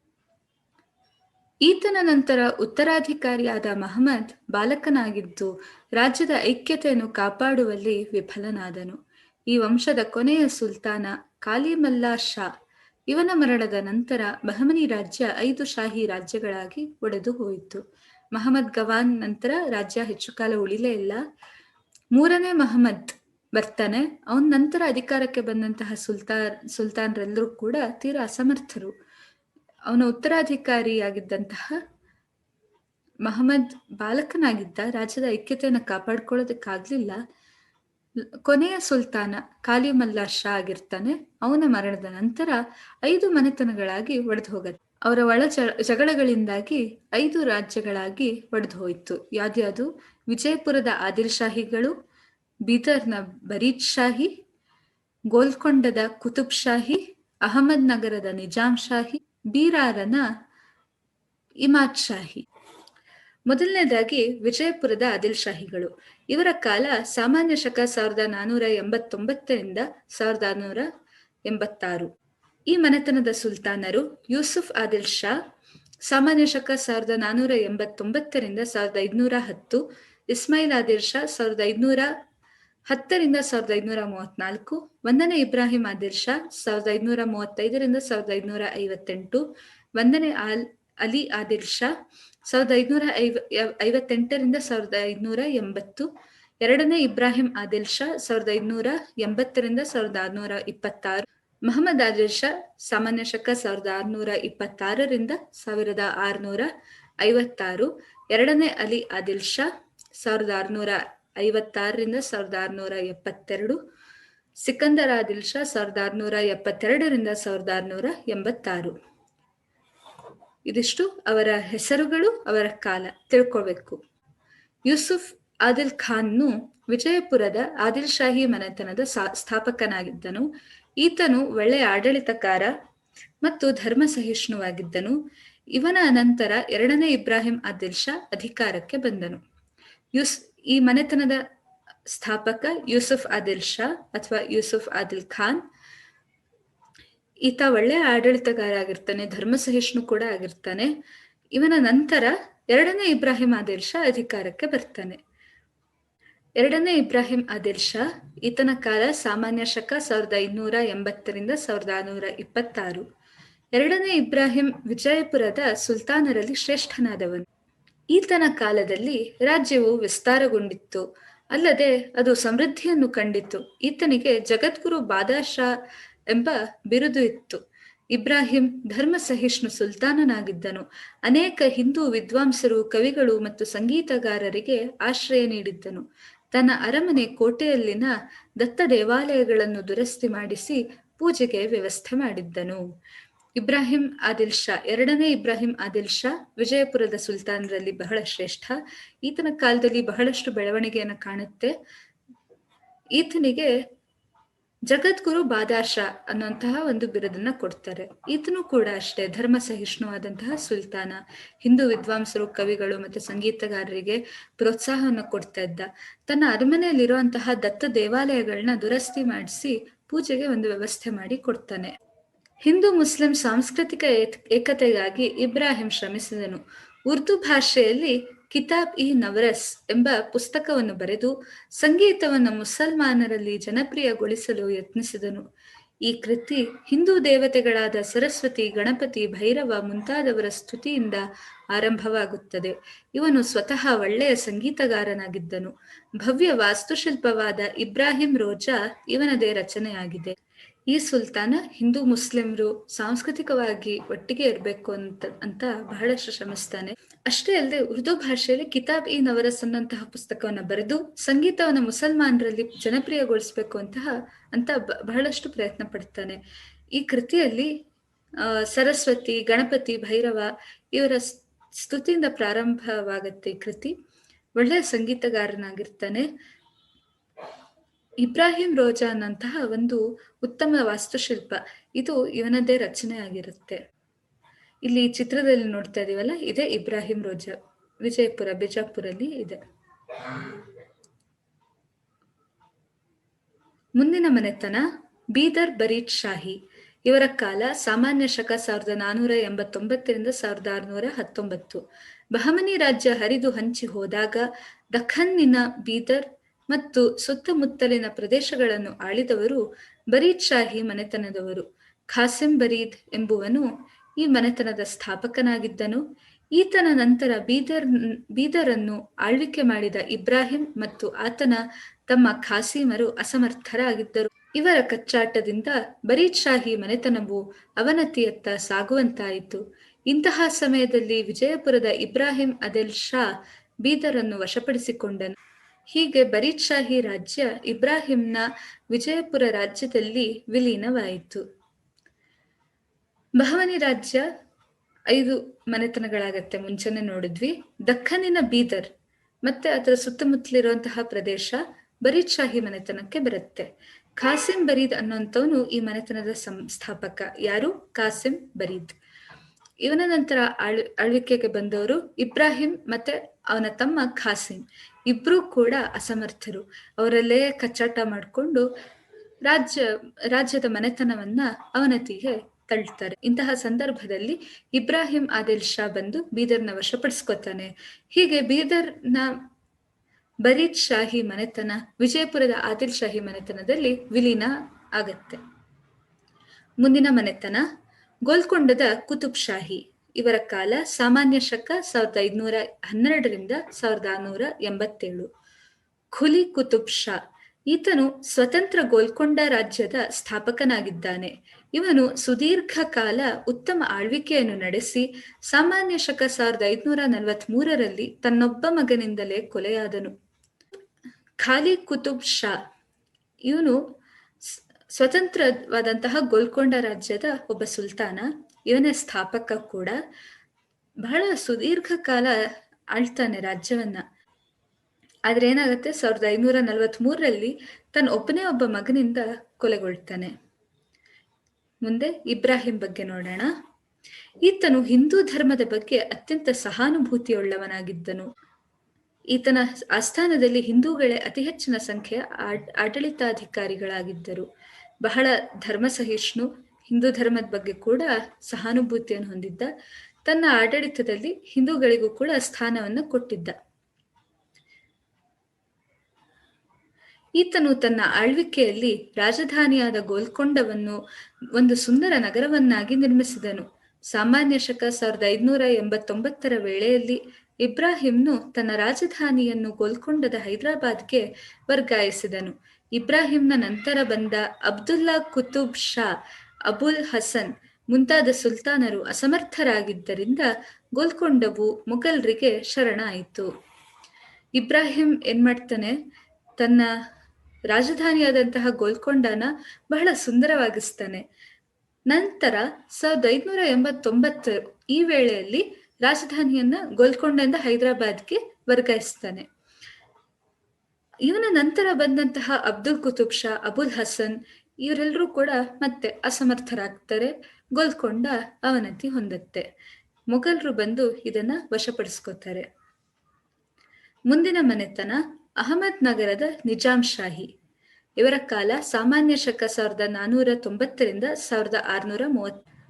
ಸಾಮಾನ್ಯ ಶಕ 1490 ಜುನ್ನಾರಿನ ಪ್ರಾಂತಾಧಿಕಾರಿಯಾಗಿದ್ದ ನಿಜಾಂ ಶಾಹಿ ರಾಜವಂಶದ ಮಲ್ಲಿಕ್ ಅಹಮದನು ಸ್ವತಂತ್ರವಾದ ಅಹಮದ್ ನಗರ ರಾಜ್ಯವನ್ನು ಸ್ಥಾಪಿಸಿದನು. ಈತನು ದೌಲತಾಬಾದನ್ನು ತನ್ನ ಅಧೀನಕ್ಕೆ ತೆಗೆದುಕೊಂಡು ರಾಜ್ಯವನ್ನು ವಿಸ್ತರಿಸಿದನು. ಈತನ ನಂತರ ಬುರ್ಹಾನ, ಹುಸೇನ್ ನಿಜಾಂ ಶಾ, ಮುರ್ತುಜಾ ಹೆಸರಿಗೆ ಮಾತ್ರ ಸುಲ್ತಾನರಾಗಿದ್ದರು. ಚಾಂದ್ ಬೀಬಿಯ ಮರಣದೊಂದಿಗೆ ಅಹಮದ್ ನಗರ ಪತನವಾಯಿತು. ಕೊನೆಗೆ ಮೊಘಲ್ ದೊರೆ ಶಹಜಹಾನನ ಕಾಲದಲ್ಲಿ ಅಹಮದ್ ನಗರ ಸಂಪೂರ್ಣವಾಗಿ ಮೊಘಲ್ ಸಾಮ್ರಾಜ್ಯದಲ್ಲಿ 1637 ವಿಲೀನವಾಯಿತು. 1490 ಜುನ್ನಾರಿನ ಪ್ರಾಂತಾಧಿಕಾರಿ ನಿಜಾಂಶಾಹಿ ರಾಜವಂಶದವನಾಗಿದ್ದಂತಹ ಮಲಿಕ್ ಅಹ್ಮದ್ ಈ ರಾಜ್ಯವನ್ನ ಸ್ಥಾಪಿಸ್ತಾನೆ. ದೌಲತಾಬಾದನ್ನ ತನ್ನ ಅಧಿಕಾರಕ್ಕೆ ತಗೋತಾನೆ. ಇವನ ನಂತರ ಬಂದಂತಹ ಬುರ್ಹಾನ್, ಹುಸೇನ್ ನಿಜಾಂ ಶಾ, ಮುರ್ತುಜಾ ಇವರೆಲ್ಲರೂ ಕೂಡ ಬಹಳ ಅಸಮರ್ಥರಾದಂತಹ ಸುಲ್ತಾನರು. ಚಾಂದ್ ಬೀಬಿ ಮರಣದ ನಂತರ ಅಹಮದ್ ನಗರದ ಪತನ ಆಗತ್ತೆ. ಮುಘಲ್ ದೊರೆ ಶಹಜಹಾನ್ ಕಾಲದಲ್ಲಿ ಅಹಮದ್ ನಗರ ಸಂಪೂರ್ಣವಾಗಿ ಮುಘಲ್ ವಶಕ್ಕೆ ಹೊರಟೋಗುತ್ತೆ. 1637ರಲ್ಲಿ ವಿಲೀನ ಹೊಂದುತ್ತೆ. ಮುಂದಿನ ಮನೆತನ ಬೀರಾರ್ನ ಇಮಾದ್ ಶಾಹಿ. ಇವರ ಕಾಲ ಸಾಮಾನ್ಯ ಶಕ 1490ರಿಂದ 1580. ಬಹಮನಿ ಸಾಮ್ರಾಜ್ಯದ ಪತನಾನಂತರ ಅಸ್ತಿತ್ವಕ್ಕೆ ಬಂದ 5 ದಕ್ಷಿಣ ಸುಲ್ತಾನ್ ರಾಜ್ಯಗಳಲ್ಲಿ ಬೀರಾರ್ನ ಇಮಾದ್ ಶಾಹಿ ಮನೆತನವು ಒಂದಾಗಿದೆ. ಇದು ಬೀದರ್ನ ಉತ್ತರದಲ್ಲಿ ವಾರ್ದಾ, ತಪತಿ, ಪೆನ್ಗಂಗಾ ಹಾಗೂ ವೈನ್ಗಂಗಾ ನದಿಗಳ ನಡುವಿನ ಪ್ರದೇಶವಾಗಿದೆ. ಸಾಮಾನ್ಯ ಶಕ 1490ರಲ್ಲಿ ಫತಾ ಉಲ್ಲಾ ಈ ಮನೆತನವನ್ನು ಸ್ಥಾಪಿಸಿದನು. ಇವರ ರಾಜಧಾನಿ ಎಲಿಚಪುರ. ಇಮಾದ್ ಉಲ್ ಮುಲ್ಕ್ ಎಂಬುದು ಫತಾ ಉಲ್ಲಾನ ಬಿರುದಾಗಿದೆ. ಸಾಮಾನ್ಯ ಶಕ 1504ರಲ್ಲಿ ಈತನ ಮರಣಾನಂತರ ಇವನ ಮಗ ಅಲ್ಲಾವುದ್ದೀನ್ ಇಮಾದ್ ಶಾ ಅಧಿಕಾರಕ್ಕೆ ಬಂದನು. ಈತನು ಸಮರ್ಥ ಸುಲ್ತಾನನಾಗಿರಲಿಲ್ಲ. ಅನಂತರ ಇವನ ಮಗ ದರಿಯಾ ಇಮಾದ್ ಶಾ ಅಧಿಕಾರಕ್ಕೆ ಬಂದನು. ಈತನ ಅವಧಿಯಲ್ಲಿಯೂ ನೆರೆ ರಾಜ್ಯಗಳೊಂದಿಗೆ ಬೀರಾರ್ ಕದನ ನಡೆಸುತ್ತಲೇ ಬಂದಿತ್ತು. ದರಿಯಾ ಇಮಾದ್ ಶಾನ ಮರಣಾನಂತರ ಆತನ ಮಗನಾದ ಬಾಲಕ ಬುರ್ಹಾನ್ ಶಾ ಅಧಿಕಾರಕ್ಕೆ ಬಂದನು. ಇವನ ಕಾಲದಲ್ಲಿ ಅಧಿಕಾರವು ವಜೀರನಾದ ತುಷಾಲ್ ಖಾನನ ಕೈ ಸೇರಿತ್ತು. ಮುಂದೆ ಬೀರಾರ್ ರಾಜ್ಯವು ವಿಜಯಪುರ ಸುಲ್ತಾನರ ವಶವಾಗುವ ಮೂಲಕ ಅಂತ್ಯಗೊಂಡಿತು. ಬೀರಾರ್ ಇಮಾದ್ ಶಾಹಿ ಮನೆತನ 5ನೇ ಮನೆತನ ಆಗಿದೆ. ಇದು ಎಲ್ಲಿತ್ತು ಅಂದ್ರೆ ಬೀದರ್ನ ಉತ್ತರದಲ್ಲಿ ವಾರ್ಧಾ, ತಪತಿ, ಪೆನ್ಗಂಗಾ, ವೈನ್ಗಂಗಾ ಇದೆಲ್ಲಾ ನದಿಗಳ ಪ್ರದೇಶವನ್ನ ಕೂಡಿ ಒಂದು ರಾಜ್ಯವಾಗಿತ್ತು. 1490ರಲ್ಲಿ ಫತಾ ಉಲ್ಲಾ ಈ ಮನೆತನದ ಸ್ಥಾಪಕನಾಗಿರ್ತಾನೆ. ಈ ಮನೆತನದ ರಾಜಧಾನಿ ಎಲಿಚಪುರ. ಫತಾ ಉಲ್ಲಂಗೆ ಒಂದು ಬಿರುದು ಇಮಾದ್ ಉಲ್ ಮುಲ್ಕ್ ಅಂತ. 1504ರಲ್ಲಿ ಇವನು ಮರಣ ಹೊಂದ್ತಾನೆ. ಇವನ ಮಗನಾದಂತಹ ಅಲ್ಲಾವುದ್ದೀನ್ ಇಮಾದ್ ಶಾ ಬರ್ತಾನೆ. ಇವನು ಕೂಡ ಅಸಮರ್ಥ. ಅನಂತರ ಇವನ ಮಗನಾದಂತಹ ದರಿಯಾ ಇಮಾದ್ ಶಾ ಬರ್ತಾನೆ. ಅವನ್ ಬಂದ್ರು ಏನು ಪ್ರಯೋಜನ ಇಲ್ಲ. ಮತ್ತೆ ನೆರೆ ರಾಜ್ಯಗಳೊಂದಿಗೆ ಒಂದು ಕದನ ನಡೀತಾನೆ ಇರುತ್ತೆ. ದರಿಯಾ ಇಮಾದ್ ಶಾನ ಮರಣ ನಂತರ ಅವನ ಪುತ್ರ ಆದಂತಹ ಬಹಳ ಚಿಕ್ಕ ಬಾಲಕ ಪಾಪ ಬುರ್ಹಾನ್ ಶಾ ಅಧಿಕಾರಕ್ಕೆ ಬರ್ತಾನೆ. ಇವನ ಅಧಿಕಾರದಲ್ಲಿ ವಜೀರ ಆಗಿರುವಂತಹ ತುಷಾಲ್ ಖಾನ್ನ ಕೈಗೆ ಸೇರುತ್ತೆ ರಾಜ್ಯ. ಮುಂದೆ ಕಾಲಕ್ರಮೇಣ ಯಾವುದೇ ಸಮರ್ಥ ಸುಲ್ತಾನರಿಲ್ಲದೆ ರಾಜ್ಯ ವಿಜಯಪುರ ಸುಲ್ತಾನರ ವಶಕ್ಕೆ ಹೊರಟೋಗುತ್ತೆ. ಇದು 5 ಮನೆತನಗಳ ಒಂದು ಸಂಕ್ಷಿಪ್ತ ಸಾಧನೆಗಳು. ಮುಂದೆ ಆದಿಲ್ ಶಾಹಿಗಳ ಕೊಡುಗೆಗಳು. ವಿಜಯಪುರದ ಆದಿಲ್ ಶಾಹಿಗಳು ತಮ್ಮ ಸುಮಾರು 200 ವರ್ಷಗಳ ಆಳ್ವಿಕೆಯಲ್ಲಿ ಶಿಕ್ಷಣ, ಸಾಹಿತ್ಯ, ಸಂಗೀತ, ಚಿತ್ರಕಲೆ ಮತ್ತು ಕಲೆ ಮತ್ತು ವಾಸ್ತುಶಿಲ್ಪ ಕ್ಷೇತ್ರಗಳಲ್ಲಿ ಅಮೂಲ್ಯ ಕಾಣಿಕೆಗಳನ್ನು ನೀಡಿದ್ದಾರೆ. ವಿಜಯಪುರದ ಆದಿಲ್ ಶಾಹಿಗಳು ಸುಮಾರು 200 ವರ್ಷಗಳ ಕಾಲ ಆಳ್ವಿಕೆ ನಡೆಸ್ತಾರೆ. ಅವರ ಕಾಲದಲ್ಲಿ ಬಹಳಷ್ಟು ಕೊಡುಗೆಗಳನ್ನ ಕೊಡ್ತಾರೆ. ಒಂದೊಂದಾಗಿ ನೋಡ್ತಾ ಬರೋಣ. ಮೊದಲನೇದಾಗಿ ಶಿಕ್ಷಣ. ಆದಿಲ್ ಶಾಹಿಗಳು ಶಿಕ್ಷಣ ಪ್ರೇಮಿಗಳು ಹಾಗೂ ಪೋಷಕರೂ ಆಗಿದ್ದರು. ಇವರ ಶಿಕ್ಷಣ ನೀತಿಯು ಇಸ್ಲಾಂ ಸಂಸ್ಕೃತಿಯನ್ನು ಬೆಳೆಸುವುದಾಗಿತ್ತು.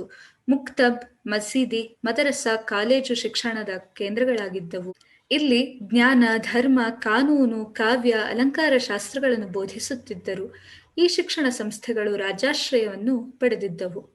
ಆದಿಲ್ ಶಾಹಿಗಳು ಬಹಳ ಶಿಕ್ಷಣ ಪ್ರೇಮಿಗಳು, ಪೋಷಕರು ಕೂಡ ಆಗಿರ್ತಾರೆ. ಇವರ ಶಿಕ್ಷಣ ನೀತಿ ಬಹಳಷ್ಟು ಇಸ್ಲಾಮಿನ ಸಂಸ್ಕೃತಿಯನ್ನ ಪಾಲಿಸ್ತಾ ಇರುತ್ತೆ. ಮುಕ್ತಬ್ ಮತ್ತೆ ಮಸೀದಿ. ಮುಕ್ತಬ್ ಅಂದ್ರೆ ಮಸೀದಿ ಮತ್ತೆ ಮದರಸಾ ಅಥವಾ ಕಾಲೇಜು, ಮಹಾವಿದ್ಯಾಲಯ ಇವರ ಶಿಕ್ಷಣ ಕೇಂದ್ರಗಳು. ಜ್ಞಾನ, ಧರ್ಮ, ಕಾನೂನು, ಕಾವ್ಯ, ಅಲಂಕಾರ ಶಾಸ್ತ್ರ ಇದೆಲ್ಲವೂ ಕೂಡ ಅವರು ಹೇಳ್ಕೊಡ್ತದಂತಹ ಕೆಲವು ವಿಷಯಗಳು ಎಲ್ಲವೂ ಕೂಡ ರಾಜಾಶ್ರಯದಲ್ಲಿ ಇದ್ವು. ಮುಂದಿನದು ಸಾಹಿತ್ಯ. ಆದಿಲ್ ಶಾಹಿಗಳು ಸಾಹಿತ್ಯ ಕ್ಷೇತ್ರಕ್ಕೆ ನೀಡಿದ ಕೊಡುಗೆಯು ಮಹತ್ತರವಾಗಿದೆ. ಕೆಲವರು ಸ್ವಂತ ಕವಿಗಳಾಗಿದ್ದರಿಂದ ಸಾಹಿತ್ಯ ಕ್ಷೇತ್ರವು ಹೆಚ್ಚಿನ ಶ್ರೀಮಂತಿಕೆಯನ್ನು ಪಡೆಯಿತು. ಪರ್ಷಿಯನ್, ಅರೇಬಿಕ್, ಉರ್ದು, ಕನ್ನಡ ಭಾಷೆಗಳಲ್ಲಿ ಅನೇಕ ಕೃತಿಗಳು ರಚನೆಯಾದವು. ಇವರು ಬಹಳಷ್ಟು ಕೊಡುಗೆಯನ್ನು ನೀಡಿದ್ದಾರೆ ಸಾಹಿತ್ಯ ಕ್ಷೇತ್ರಕ್ಕೆ. ಆ ಸುಲ್ತಾನರೇ ಸ್ವತಃ ಕವಿಗಳಾಗಿದ್ರಿಂದ ಬಹಳಷ್ಟು ಬೆಳವಣಿಗೆ ಆಯಿತು. ಯಾವ್ಯಾವ ಭಾಷೆಯಲ್ಲಿ ಕೃತಿಗಳನ್ನ ರಚಿಸಿದ್ರು? ಪರ್ಷಿಯನ್, ಅರೇಬಿಕ್, ಉರ್ದು, ಕನ್ನಡ ಈ ಭಾಷೆಗಳಲ್ಲಿ ಕೃತಿಗಳ ರಚನೆ ಆದವು. ಅಲ್ಲೇ ಕೆಳಗಡೆ ಕೊಟ್ಟಿದ್ದಾರೆ ನೋಡಿ. ಪರ್ಷಿಯನ್ ಕವಿ ಫೆರಿಸ್ತಾ, ಆತನ ಕೃತಿ ತಾರಿಖ್ ಇ ಫೆರಿಸ್ತಾ ಮತ್ತು ಗುಲ್ಶನ್ ಎ ಇಬ್ರಾಹಿಂ. ಉರ್ದು ಕವಿಗಳು ಅಬ್ದುಲ್ ಇಬ್ರಾಹಿಂ ನಾಮ ಅವನ ಕೃತಿ. ಮುಲ್ಲಾ ನಸ್ರತಿ ಇವರ ಕೃತಿ ಅಲಿನಾಮ. ಕನ್ನಡದ ಕವಿ ತೊರವೆಯ ನರಹರಿ ಕವಿ ತೊರವೆ ರಾಮಾಯಣವನ್ನು ಬರೆದಿರ್ತಾರೆ. ಮುಂದಿನದು ಸಂಗೀತ. ಯೂಸುಫ್ ಆದಿಲ್ ಶಾ ಮತ್ತು ಎರಡನೇ ಇಬ್ರಾಹಿಂ ಆದಿಲ್ ಶಾರು ಮಹಾನ್ ಸಂಗೀತ ವಿದ್ವಾಂಸರಾಗಿದ್ದರು. ಇಬ್ರಾಹಿಂ ಆದಿಲ್ ಶಾನ ಕಿತಾಬ್ ಇ ನವರಸ ಕೃತಿಯು ಸಂಗೀತ ಕ್ಷೇತ್ರದ ಶ್ರೇಷ್ಠ ಕೃತಿಯಾಗಿದೆ. ಈತನು ಸಂಗೀತ ಶಾಲೆಯನ್ನು ಸ್ಥಾಪಿಸಿದನು. ರಾಜವಂಶದ ಮತ್ತು ಶ್ರೀಮಂತ ವರ್ಗದ ಸ್ತ್ರೀಯರು ಸಂಗೀತದಲ್ಲಿ ಆಸಕ್ತರಾಗಿದ್ದರು. ಸಂಗೀತಕ್ಕೆ ಯೂಸುಫ್ ಆದಿಲ್ ಶಾ ಮತ್ತು ಎರಡನೇ ಇಬ್ರಾಹಿಂ ಆದಿಲ್ ಶಾ ಮಹಾನ್ ಕೊಡುಗೆದಾರರು. ಅವರೇ ಸ್ವತಃ ಸಂಗೀತ ವಿದ್ವಾಂಸರು. ಆದಿಲ್ ಶಾ ಕಿತಾಬ್ ಇ ನವರಸ ಕೃತಿಯನ್ನು ಬರೆದಿದ್ದಾನೆ ಅಂತ ಆಗ್ಲೇ ನೋಡಿದ್ವಿ. ಸಂಗೀತ ಶಾಲೆಯನ್ನ ಕೂಡ ಸ್ಥಾಪಿಸಿರ್ತಾನೆ. ಎಲ್ಲ ಸ್ತ್ರೀಯರಿಗೆ, ಶ್ರೀಮಂತ ವರ್ಗದ ಸ್ತ್ರೀಯರಿಗೆ ಸಂಗೀತದಲ್ಲಿ ಆಸಕ್ತಿಯನ್ನ ಮೂಡಿಸಿರ್ತಾರೆ. ವರ್ಣ ಚಿತ್ರಕಲೆ. ಎರಡನೇ ಇಬ್ರಾಹಿಂನು ಚಿತ್ರಕಲಾವಿದನೂ ಆಗಿದ್ದನು. ಈತನ ಆಸ್ಥಾನವು ಅನೇಕ ಪರ್ಷಿಯನ್ ಕಲಾವಿದರನ್ನು ಒಳಗೊಂಡಿತ್ತು. ಇವರ ಅರಮನೆ, ಮಸೀದಿಗಳ ಗೋಡೆ, ಮೇಲ್ಛಾವಣಿಗಳ ಮೇಲೆ ಹೂ, ಗಿಡ, ಬಳ್ಳಿ ಮುಂತಾದ ನಿಸರ್ಗದ ಚಿತ್ರಗಳನ್ನು ಸುಂದರವಾಗಿ ಚಿತ್ರಿಸಲಾಗಿದೆ. ಈ ವರ್ಣಚಿತ್ರಗಳು ಅಂದಿನ ಜನರ ಆಸೆ, ಅಭಿರುಚಿ, ಸಂಪ್ರದಾಯಗಳನ್ನು ಅರಿಯಲು ಸಹಾಯಕವಾಗಿವೆ. ಎರಡನೇ ಇಬ್ರಾಹಿಂ ಚಿತ್ರಕಲಾವಿದನಾಗಿರ್ತಾನೆ. ಇವನ ಆಸ್ಥಾನದಲ್ಲಿ ಅನೇಕ ಪರ್ಷಿಯನ್ ಕಲಾವಿದರಿಗೆ ಪ್ರೋತ್ಸಾಹವನ್ನು ಕೊಟ್ಟಿರ್ತಾನೆ. ಇವರ ಕಾಲದಲ್ಲಿರುವಂತಹ ಅರಮನೆ, ಮಸೀದಿಗಳ ಗೋಡೆ, ಮೇಲ್ಛಾವಣಿ, ರೂಫ್ ಟಾಪ್, ಅದರ ಮೇಲೆಲ್ಲ ಬಹಳ ಸುಂದರವಾದಂತಹ ಹೂ, ಗಿಡ, ಬಳ್ಳಿ, ಈ ನಿಸರ್ಗಕ್ಕೆ ಸಂಬಂಧಪಟ್ಟಂತಹ ಚಿತ್ರಗಳನ್ನ ಚಿತ್ರಿಸಲಾಗಿದೆ. ಇದರಿಂದ ನಾವು ಅವರ ಆಸೆ ಏನಿತ್ತು, ಅಭಿರುಚಿ ಏನಿತ್ತು, ಸಂಪ್ರದಾಯ ಏನಿತ್ತು ಅಂತ ಅರಿಯೋದಕ್ಕೆ ಬಹಳ ಸುಲಭ. ಮುಂದಿನದು ಕಲೆ ಮತ್ತು ವಾಸ್ತುಶಿಲ್ಪ. ಕರ್ನಾಟಕದ ವಾಸ್ತುಶಿಲ್ಪದ ಇತಿಹಾಸದಲ್ಲಿ ವಿಜಯಪುರದ ಆದಿಲ್ ಶಾಹಿಗಳ ನಿರ್ಮಾಣಗಳಿಗೆ ಮಹತ್ವದ ಸ್ಥಾನವಿದೆ. ಅವರ ನಿರ್ಮಾಣಗಳೆಂದರೆ ಕೋಟೆ, ಅರಮನೆ, ಮಸೀದಿ ಮತ್ತು ಸಮಾಧಿಗಳು. ಅವರು ನಿರ್ಮಿಸಿದ ಸ್ಮಾರಕಗಳು ಇಂಡೋ ಇಸ್ಲಾಮಿಕ್ ಶೈಲಿಯಲ್ಲಿವೆ. ಮೊದಲೇ ತಿಳಿಸಿದ ಹಾಗೆ ಇವರು ಬಹಳ ಪ್ರಸಿದ್ಧವಾದಂತಹ ಕಟ್ಟಡಗಳನ್ನ ನಿರ್ಮಾಣ ಮಾಡಿದ್ದಾರೆ. ಕೋಟೆ, ಅರಮನೆ, ಮಸೀದಿ ಮತ್ತು ಸಮಾಧಿಗಳು ಇವರ ಕೊಡುಗೆಗಳು. ಈ ಎಲ್ಲ ಸ್ಮಾರಕಗಳು ಕೂಡ ಇಂಡೋ ಇಸ್ಲಾಮಿಕ್, ಹಿಂದೂ ಮುಸಲ್ಮಾನ ಶೈಲಿಯಲ್ಲಿ ಇದೆ. ಕೋಟೆ ಯಾವ್ದ್ಯಾವ್ದಿದೆ? ಕೋಟೆ ವಿಜಯಪುರದ ಕೋಟೆ ಭಾರಿ ರಚನೆಯಾಗಿದ್ದು 96 ಕೊತ್ತಲ, ಕೋಟೆಯ ಪ್ರಾಕಾರದ ಮೇಲೆ ಕಟ್ಟುವ ಗುಮ್ಮಟ ಹಾಗೂ 6 ಮಹಾದ್ವಾರಗಳನ್ನು ಹೊಂದಿದೆ. ಬಹಳ ದೊಡ್ಡ ರಚನೆ ವಿಜಯಪುರದ ಕೋಟೆ. ಆ ಗುಮ್ಮಟಗಳನ್ನ ನೋಡಿದ್ವಿ ಅಲ್ಲ, 96 ಇದೆಯಂತೆ, 6 ಮಹಾದ್ವಾರಗಳು ಇದೆಯಂತೆ. ಅಲ್ಲಿ ಆ ಚಿತ್ರವನ್ನ ಹಿಂದೆ ನೋಡಿದೀವಿ. ಎರಡನೇದು ಅರಮನೆಗಳು. ಗಗನ್ ಮಹಲ್ ಸಾಮಾನ್ಯ ಶಕ 1620ರಲ್ಲಿ ಇಬ್ರಾಹಿಂ ಆದಿಲ್ ಶಾ ಕಟ್ಟಿಸಿದನು. ಇದು 3 ಅಂತಸ್ತುಗಳ ಗೋಪುರವನ್ನು ಒಳಗೊಂಡಿದೆ. ಗಗನ್ ಮಹಲ್ ಇಬ್ರಾಹಿಂ ಶಾ ಕಟ್ಟಿಸಿರುವಂತದ್ದು 3 ಅಂತಸ್ತುಗಳ ಗೋಪುರವನ್ನ ಹೊಂದಿದೆ. ಇದು ಎರಡನೇ ಅರಮನೆ ಮೆಹತರ್ ಮಹಲ್. ಇದು ಕೂಡ 3 ಅಂತಸ್ತಿನ ಅರಮನೆಯಾಗಿದೆ. ಇದನ್ನು ಸಹ ಎರಡನೇ ಇಬ್ರಾಹಿಂ ಆದಿಲ್ ಶಾ ನಿರ್ಮಿಸಿದನು. ಇದು ಅತಿ ಸೂಕ್ಷ್ಮ ಅಲಂಕಾರದಿಂದ ಪ್ರಖ್ಯಾತಿ ಹೊಂದಿದೆ. ಇದರ ಜೊತೆಗೆ ಅಸಾರ್ ಮಹಲ್ನಲ್ಲಿ ವರ್ಣರಂಜಿತ ಚಿತ್ರಗಳಿರುವ ಕೊಠಡಿಗಳಿವೆ. ಮೆಹತರ್ ಮಹಲ್ ಕೂಡ ಎರಡನೇ ಇಬ್ರಾಹಿಂ ಆದಿಲ್ ಶಾ ನಿರ್ಮಿಸ್ತಾನೆ. 3 ಅಂತಸ್ತನ್ನ ಹೊಂದಿದೆ. ಸೂಕ್ಷ್ಮವಾದಂತಹ ಅಲಂಕಾರಗಳಿವೆ. ಇದರ ಜೊತೆಗಿರುವಂತಹ ಅಸಾರ್ ಮಹಲ್ನಲ್ಲಿ ವರ್ಣರಂಜಿತ ಚಿತ್ರಗಳಿರುವಂತಹ ಕೊಠಡಿಗಳಿವೆ. ಇದು ಅಸರ್ ಮಹಲ್. ಮೊದಲನೇ ಚಿತ್ರ ಅಸರ್ ಮಹಲ್, ಎರಡನೇ ಚಿತ್ರ ಗಗನ್ ಮಹಲ್. ಮುಂದಿನ ನಿರ್ಮಾಣ ಅವರದ್ದು ಮಸೀದಿಗಳು. ಮೊದಲನೇದಾಗಿ ಜಾಮಿ ಮಸೀದಿ. ಇದನ್ನು ಅಲಿ ಆದಿಲ್ ಶಾನು ನಿರ್ಮಾಣ ಮಾಡಿದನು. ಇದು ಭವ್ಯವಾದ ಪ್ರಾರ್ಥನಾ ಭವನಕ್ಕೆ ಹೆಸರುವಾಸಿಯಾಗಿದೆ. ಈ ಭವ್ಯ ಕಟ್ಟಡವು ಅಲಂಕಾರವಿಲ್ಲದೆ ಬಹಳ ಸರಳತೆಯಿಂದ ಕೂಡಿದೆ. ಇದು ಕಲಾ ಸ್ಮಾರಕಗಳಲ್ಲಿ ತನ್ನ ನೂತನ ಶೈಲಿಯನ್ನು ಹೊಂದಿದೆ. ಜಾಮಿ ಮಸೀದಿಯನ್ನು ಕಟ್ಟಿಸಿದಂಥವನು ಅಲಿ ಆದಿಲ್ ಶಾ. ಇದು ಭವ್ಯವಾದಂತಹ ಪ್ರಾರ್ಥನಾ ಮಂದಿರವನ್ನು ಹೊಂದಿದೆ. ಯಾವುದೇ ಅಲಂಕಾರ ಇಲ್ಲದೆ ಬಹಳ ಸುಂದರವಾಗಿ, ಬಹಳ ಸರಳತೆಯಿಂದ ಕೂಡಿದೆ. ನೂತನ ಶೈಲಿಯನ್ನ ಹೊಂದಿದೆ. ಎರಡನೇ ಪ್ರಸಿದ್ಧವಾದ ಮಸೀದಿ ಇಬ್ರಾಹಿಂ ರೋಜಾ. ಇದನ್ನು ವಿಜಯಪುರದಲ್ಲಿ 2ನೇ ಇಬ್ರಾಹಿಂ ಆದಿಲ್ ಶಾಹ ತನ್ನ ಪತ್ನಿ ತಾಜ್ ಬೇಗಂಳ ನೆನಪಿಗಾಗಿ ನಿರ್ಮಿಸಿದನು. ಇದರಲ್ಲಿ ಇಬ್ರಾಹಿಂ ಮತ್ತು ಆತನ ಕುಟುಂಬ ಸದಸ್ಯರ ಸಮಾಧಿಗಳಿವೆ. ಇದು ಭಾರತದಲ್ಲಿರುವ ಏಕೈಕ ರೋಜಾ ಆಗಿರುತ್ತದೆ. ಇದನ್ನು ದಕ್ಷಿಣ ಭಾರತದ ತಾಜ್ ಮಹಲ್ ಎಂದು ವರ್ಣಿಸಲಾಗಿದೆ. ಇಬ್ರಾಹಿಂ ರೋಜಾ ಮೊದಲೇ ನೋಡಿದ್ವಿ. 2ನೇ ಇಬ್ರಾಹಿಂ ಆದಿಲ್ ಶಾ ಕಟ್ಟಿಸ್ತಾನೆ. ಅವನ ಪತ್ನಿಯಾದಂತಹ ತಾಜ್ ಬೇಗಂಳ ನೆನಪಿಗಾಗಿ ನಿರ್ಮಿಸ್ತಾನೆ. ಇದರಲ್ಲಿ ಇಬ್ರಾಹಿಂ ಮತ್ತೆ ಅವನೆಲ್ಲ ಕುಟುಂಬದ ಸದಸ್ಯರ ಸಮಾಧಿಗಳು ಕೂಡ ಇವೆ. ಇದು ಭಾರತದ ಏಕೈಕ ರೋಜಾ, ಆ ಪ್ರಾಕಾರದಲ್ಲಿ ಏಕೈಕವಾದಂತಹ ಒಂದು ಕಟ್ಟಡ. ಇದನ್ನ ದಕ್ಷಿಣ ಭಾರತದ ಸೌತ್ ಇಂಡಿಯನ್ ತಾಜ್ ಮಹಲ್, ದಕ್ಷಿಣ ಭಾರತದ ತಾಜ್ ಮಹಲ್ ಅಂತಾನೆ ಕರೀತಾರೆ. ಒಂದು ಎತ್ತರವಾದ ಕಟ್ಟೆಯ ಮೇಲೆ ಗೋರಿ ಮತ್ತು ಮಸೀದಿಯನ್ನು ಕಟ್ಟಿದ್ದು, ಸುತ್ತಲೂ ಉದ್ಯಾನವನ ಹಾಗೂ ಆವರಣ ಗೋಡೆಯನ್ನು ಒಳಗೊಂಡಿರುವುದಕ್ಕೆ ರೋಜಾ ಎಂದು ಕರೆಯುತ್ತಾರೆ. ರೋಜಾ ಅಂದ್ರೆ ಏನು? ಒಂದು ಎತ್ತರವಾದ ಒಂದು ಕಟ್ಟೆ ಇರುತ್ತೆ, ಅದ್ರ ಮೇಲೆ ಗೋರಿ ಕಟ್ತಾರೆ, ಅದ್ರ ಮೇಲೆ ಒಂದು ಮಸೀದಿ ಕೂಡ ಇರುತ್ತೆ, ಸುತ್ತಲೂ ಕೂಡ ಉದ್ಯಾನವನ ಇರುತ್ತೆ. ಆ ಆವರಣ ಗೋಡೆಯನ್ನ ಹೊಂದಿರುತ್ತೆ, ಆ ಉದ್ಯಾನ. ಇದನ್ನ ರೋಜಾ ಅಂತ ಕರೀತಾರೆ. ಮುಂದಿನ ನಿರ್ಮಾಣ ಗೋಲಗುಮ್ಮಟ. ರೋಜಾಕ್ಕೂ ಮೀರಿದ ಕಟ್ಟಡವನ್ನು ರಚಿಸಬೇಕೆಂದು ಮಹಮ್ಮದ್ನು ವಿಜಯಪುರದಲ್ಲಿ ಗೋಲಗುಮ್ಮಟ ಎಂಬ ಸಮಾಧಿಯ ಮಂದಿರವನ್ನು ಸಾಮಾನ್ಯ ಶಕ 1656ರಲ್ಲಿ ನಿರ್ಮಿಸಿದನು. ಇದರ ಕೇಂದ್ರದಲ್ಲಿ ವಿಶಾಲವಾದ ಗುಮ್ಮಟವಿದೆ. ಗುಮ್ಮಟದ ಒಳಭಾಗದಲ್ಲಿ ಪಿಸುಗುಟ್ಟುವ ಮೊಗಸಾಲೆ ಇದೆ. ಇದು ಅಂದಿನ ತಾಂತ್ರಿಕ ಕೌಶಲ್ಯಕ್ಕೆ ಹಿಡಿದ ಕನ್ನಡಿಯಾಗಿದೆ. ಗೋಲಗುಮ್ಮಟವು ಜಗತ್ತಿನ 2ನೇ ದೊಡ್ಡ ಗುಮ್ಮಟವಾದರೆ ಭಾರತದ ಅತಿದೊಡ್ಡ ಗುಮ್ಮಟವಾಗಿದೆ. ಗೋಲಗುಮ್ಮಟ ಯಾಕೆ ಕಟ್ಟಿಸ್ತಾರೆ? ಈ ಇಬ್ರಾಹಿಂ ರೋಜಾ ಇರುತ್ತಲ್ಲ, ಅದಕ್ಕೂ ಮೀರಿದಂತಹ ಒಂದು ಕಟ್ಟಡ ಕಟ್ಟಬೇಕು ಅಂತ ಆಸೆ ಆಗುತ್ತೆ. ಯಾರು ಕಟ್ಟಿಸ್ತಾರೆ? ಮಹಮ್ಮದ್. ಇದು ಒಂದು ಸಮಾಧಿ ಮಂದಿರ ವಿಜಯಪುರದಲ್ಲಿದೆ. 1656ರಲ್ಲಿ ಕಟ್ಟಿಸ್ತಾರೆ. ಇದರ ವಿಶೇಷತೆ ಏನಂದ್ರೆ, ಒಳಗಡೆ ಒಂದು ಮೊಗಸಾಲೆ ಇದೆ. ಅಲ್ಲಿ ಪಿಸುಗುಟ್ಟುವ ಮೊಗಸಾಲೆ ಅಂತಾನೆ ಹೆಸರು. ಅಲ್ಲಿ ಪಿಸುಗುಟ್ಟಿದ್ರೆ ಎಲ್ಲಾ ಕಡೆ ಕೇಳಿಸುತ್ತೆ ಅಂತ. ಇದು ತಾಂತ್ರಿಕ ಕೌಶಲ್ಯಕ್ಕೆ ಹಿಡಿದಂತಹ ಒಂದು ಕನ್ನಡಿ. ಜಗತ್ತಲ್ಲೇ 2ನೇ ದೊಡ್ಡ ಗುಮ್ಮಟ ಇದು. ಆದ್ರೆ ಭಾರತದಲ್ಲಿ 1ನೇ ದೊಡ್ಡ ಗುಮ್ಮಟ, ಅತಿ ದೊಡ್ಡ ಗುಮ್ಮಟ. ಇದು ಗೋಲಗುಮ್ಮಟ. ಈ ಚಿತ್ರದಲ್ಲಿ ಕಾಣಿಸ್ತಾ ಇರೋದು ಗೋಲಗುಮ್ಮಟ. ಇದು ಜುಮ್ಮಾ ಮಸೀದಿ ವಿಜಯಪುರ. ಇದು ಮಾಲಿಕ್ ಇ ಮೈದಾನ್ ಅಂತ ಒಂದು ಫಿರಂಗಿ. ಇತರ ಪ್ರಮುಖ ಸ್ಮಾರಕಗಳು ಬಾರಾ ಕಮಾನ್, ಬಡೆ ಕಮಾನ್, ಆನಂದ್ ಮಹಲ್, ಉಫ್ಲಿ ಬುರ್ಜು, ತಾಜ್ ಬಾವ್ಡಿ, ಚಾಂದ್ ಬಾವ್ಡಿ ಮುಂತಾದವು ಇತರ ಪ್ರಮುಖ ಸ್ಮಾರಕಗಳಾಗಿವೆ. ಈಗ ಮತ್ತೊಮ್ಮೆ ಪಾಠವನ್ನ ಮೆಲುಕು ಹಾಕೋಣ. ಬಹಮಿನಿ ಆದಿಲ್ ಶಾಹಿಗಳು ನಿಮಗೆ 2ನೇ ಪಾಠ ಇತಿಹಾಸದಲ್ಲಿ. ಇದರ ಸ್ಥಾಪನೆ 1347ರಲ್ಲಾಯಿತು. ಇದರ ಸ್ಥಾಪಕ ಅಲ್ಲಾವುದ್ದೀನ್ ಹಸನ್ ಗಂಗು ಬಹಮನ್ ಶಾ. ಈತ ಯಾರಾಗಿರ್ತಾನೆ? ದೆಹಲಿ ಸುಲ್ತಾನ ಮಹಮ್ಮದ್ ಬಿನ್ ತುಗ್ಲಕ್ನ ಸೈನ್ಯದಲ್ಲಿದ್ದವನಂತವನು. ಎಲ್ಲೆಲ್ಲಿದೆ? ಕರ್ನಾಟಕ, ಮಹಾರಾಷ್ಟ್ರ ಮತ್ತೆ ಆಂಧ್ರ ಪ್ರದೇಶದ ಭಾಗಗಳನ್ನ ಒಳಗೊಂಡಿದೆ. ಇಲ್ಲಿ ಕಾಣಿಸುತ್ತೆ, ಭೂಪಟದಲ್ಲಿ ನೋಡ್ಬೇಕು. ಕೃಷ್ಣಾ ನದಿ ರಾಜ್ಯದ ದಕ್ಷಿಣ ಗಡಿ. ಇದರ ರಾಜಧಾನಿಯಾದು ಪ್ರಾರಂಭದಲ್ಲಿ ಕಲಬುರ್ಗಿ ರಾಜಧಾನಿಯಾಗಿರುತ್ತೆ, ಅನಂತರ ಬೀದರ್ನ ರಾಜಧಾನಿ ಮಾಡ್ಕೋತಾರೆ. ಇದರ ಶ್ರೇಷ್ಠ ಸುಲ್ತಾನ ತಾಜುದ್ದೀನ್ ಫಿರೋಜ್ ಶಾ.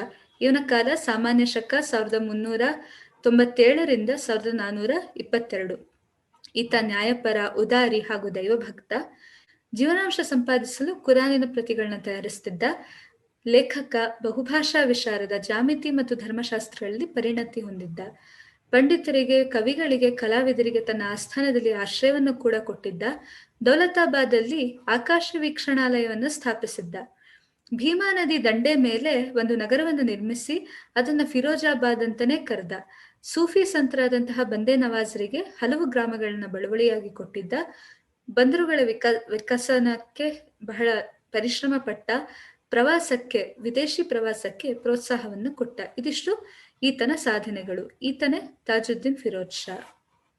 ಇದಿಷ್ಟು ಅವನ ಬಗ್ಗೆ ನೆನ್ಪಿಟ್ಕೋಬೇಕಾಗಿರುವಂತಹ ಸಾಧನೆಗಳು. ಮುಂದೆ ಮಹಮ್ಮದ್ ಗವಾನ್. ಈತನ ಕಾಲ ಸಾಮಾನ್ಯ ಶಕ 1463ರಿಂದ 1481. ಈತನ ಮೂಲ ಪರ್ಷಿಯನ್ ಮೂಲ. 3ನೇ ಮಹಮ್ಮದ್ ಶಾನ ಮಂತ್ರಿಯಾಗಿ ಸೇವೆ ಸಲ್ಲಿಸ್ತಾನೆ. ವಿಜಯನಗರ ಸಾಮ್ರಾಜ್ಯದಿಂದ ಹುಬ್ಬಳ್ಳಿ, ಬೆಳಗಾವಿ ಮತ್ತೆ ಗೋವಾನ ವಶಪಡಿಸ್ಕೊತಾನೆ. ಆಡಳಿತ ಇಸ್ಲಾಮಿ ಕಾನೂನುಗಳನ್ನ ಬಹಳವಾಗಿ ಆಧರಿಸಿರುತ್ತೆ.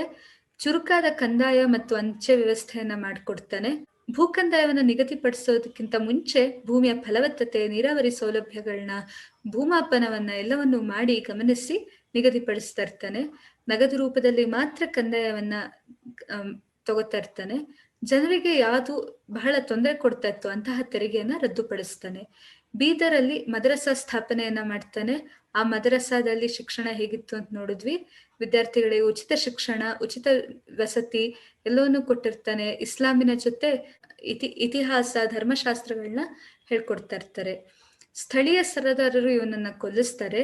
ಇವನ ಸಮಾಧಿಯ ಮೇಲೆ ಮುಗ್ಧ ಗವಾನನನ್ನು ಕೊಲೆ ಮಾಡಲಾಯಿತು ಅಂತ ಬರೆದಿದೆ. ಈತನೇ ಮಹಮ್ಮದ್ ಗವಾನ. ಇನ್ನು ಬಹಮನಿ ಸುಲ್ತಾನರ ಸಾಂಸ್ಕೃತಿಕ ಕೊಡುಗೆಗಳನ್ನ ನೋಡೋಣ.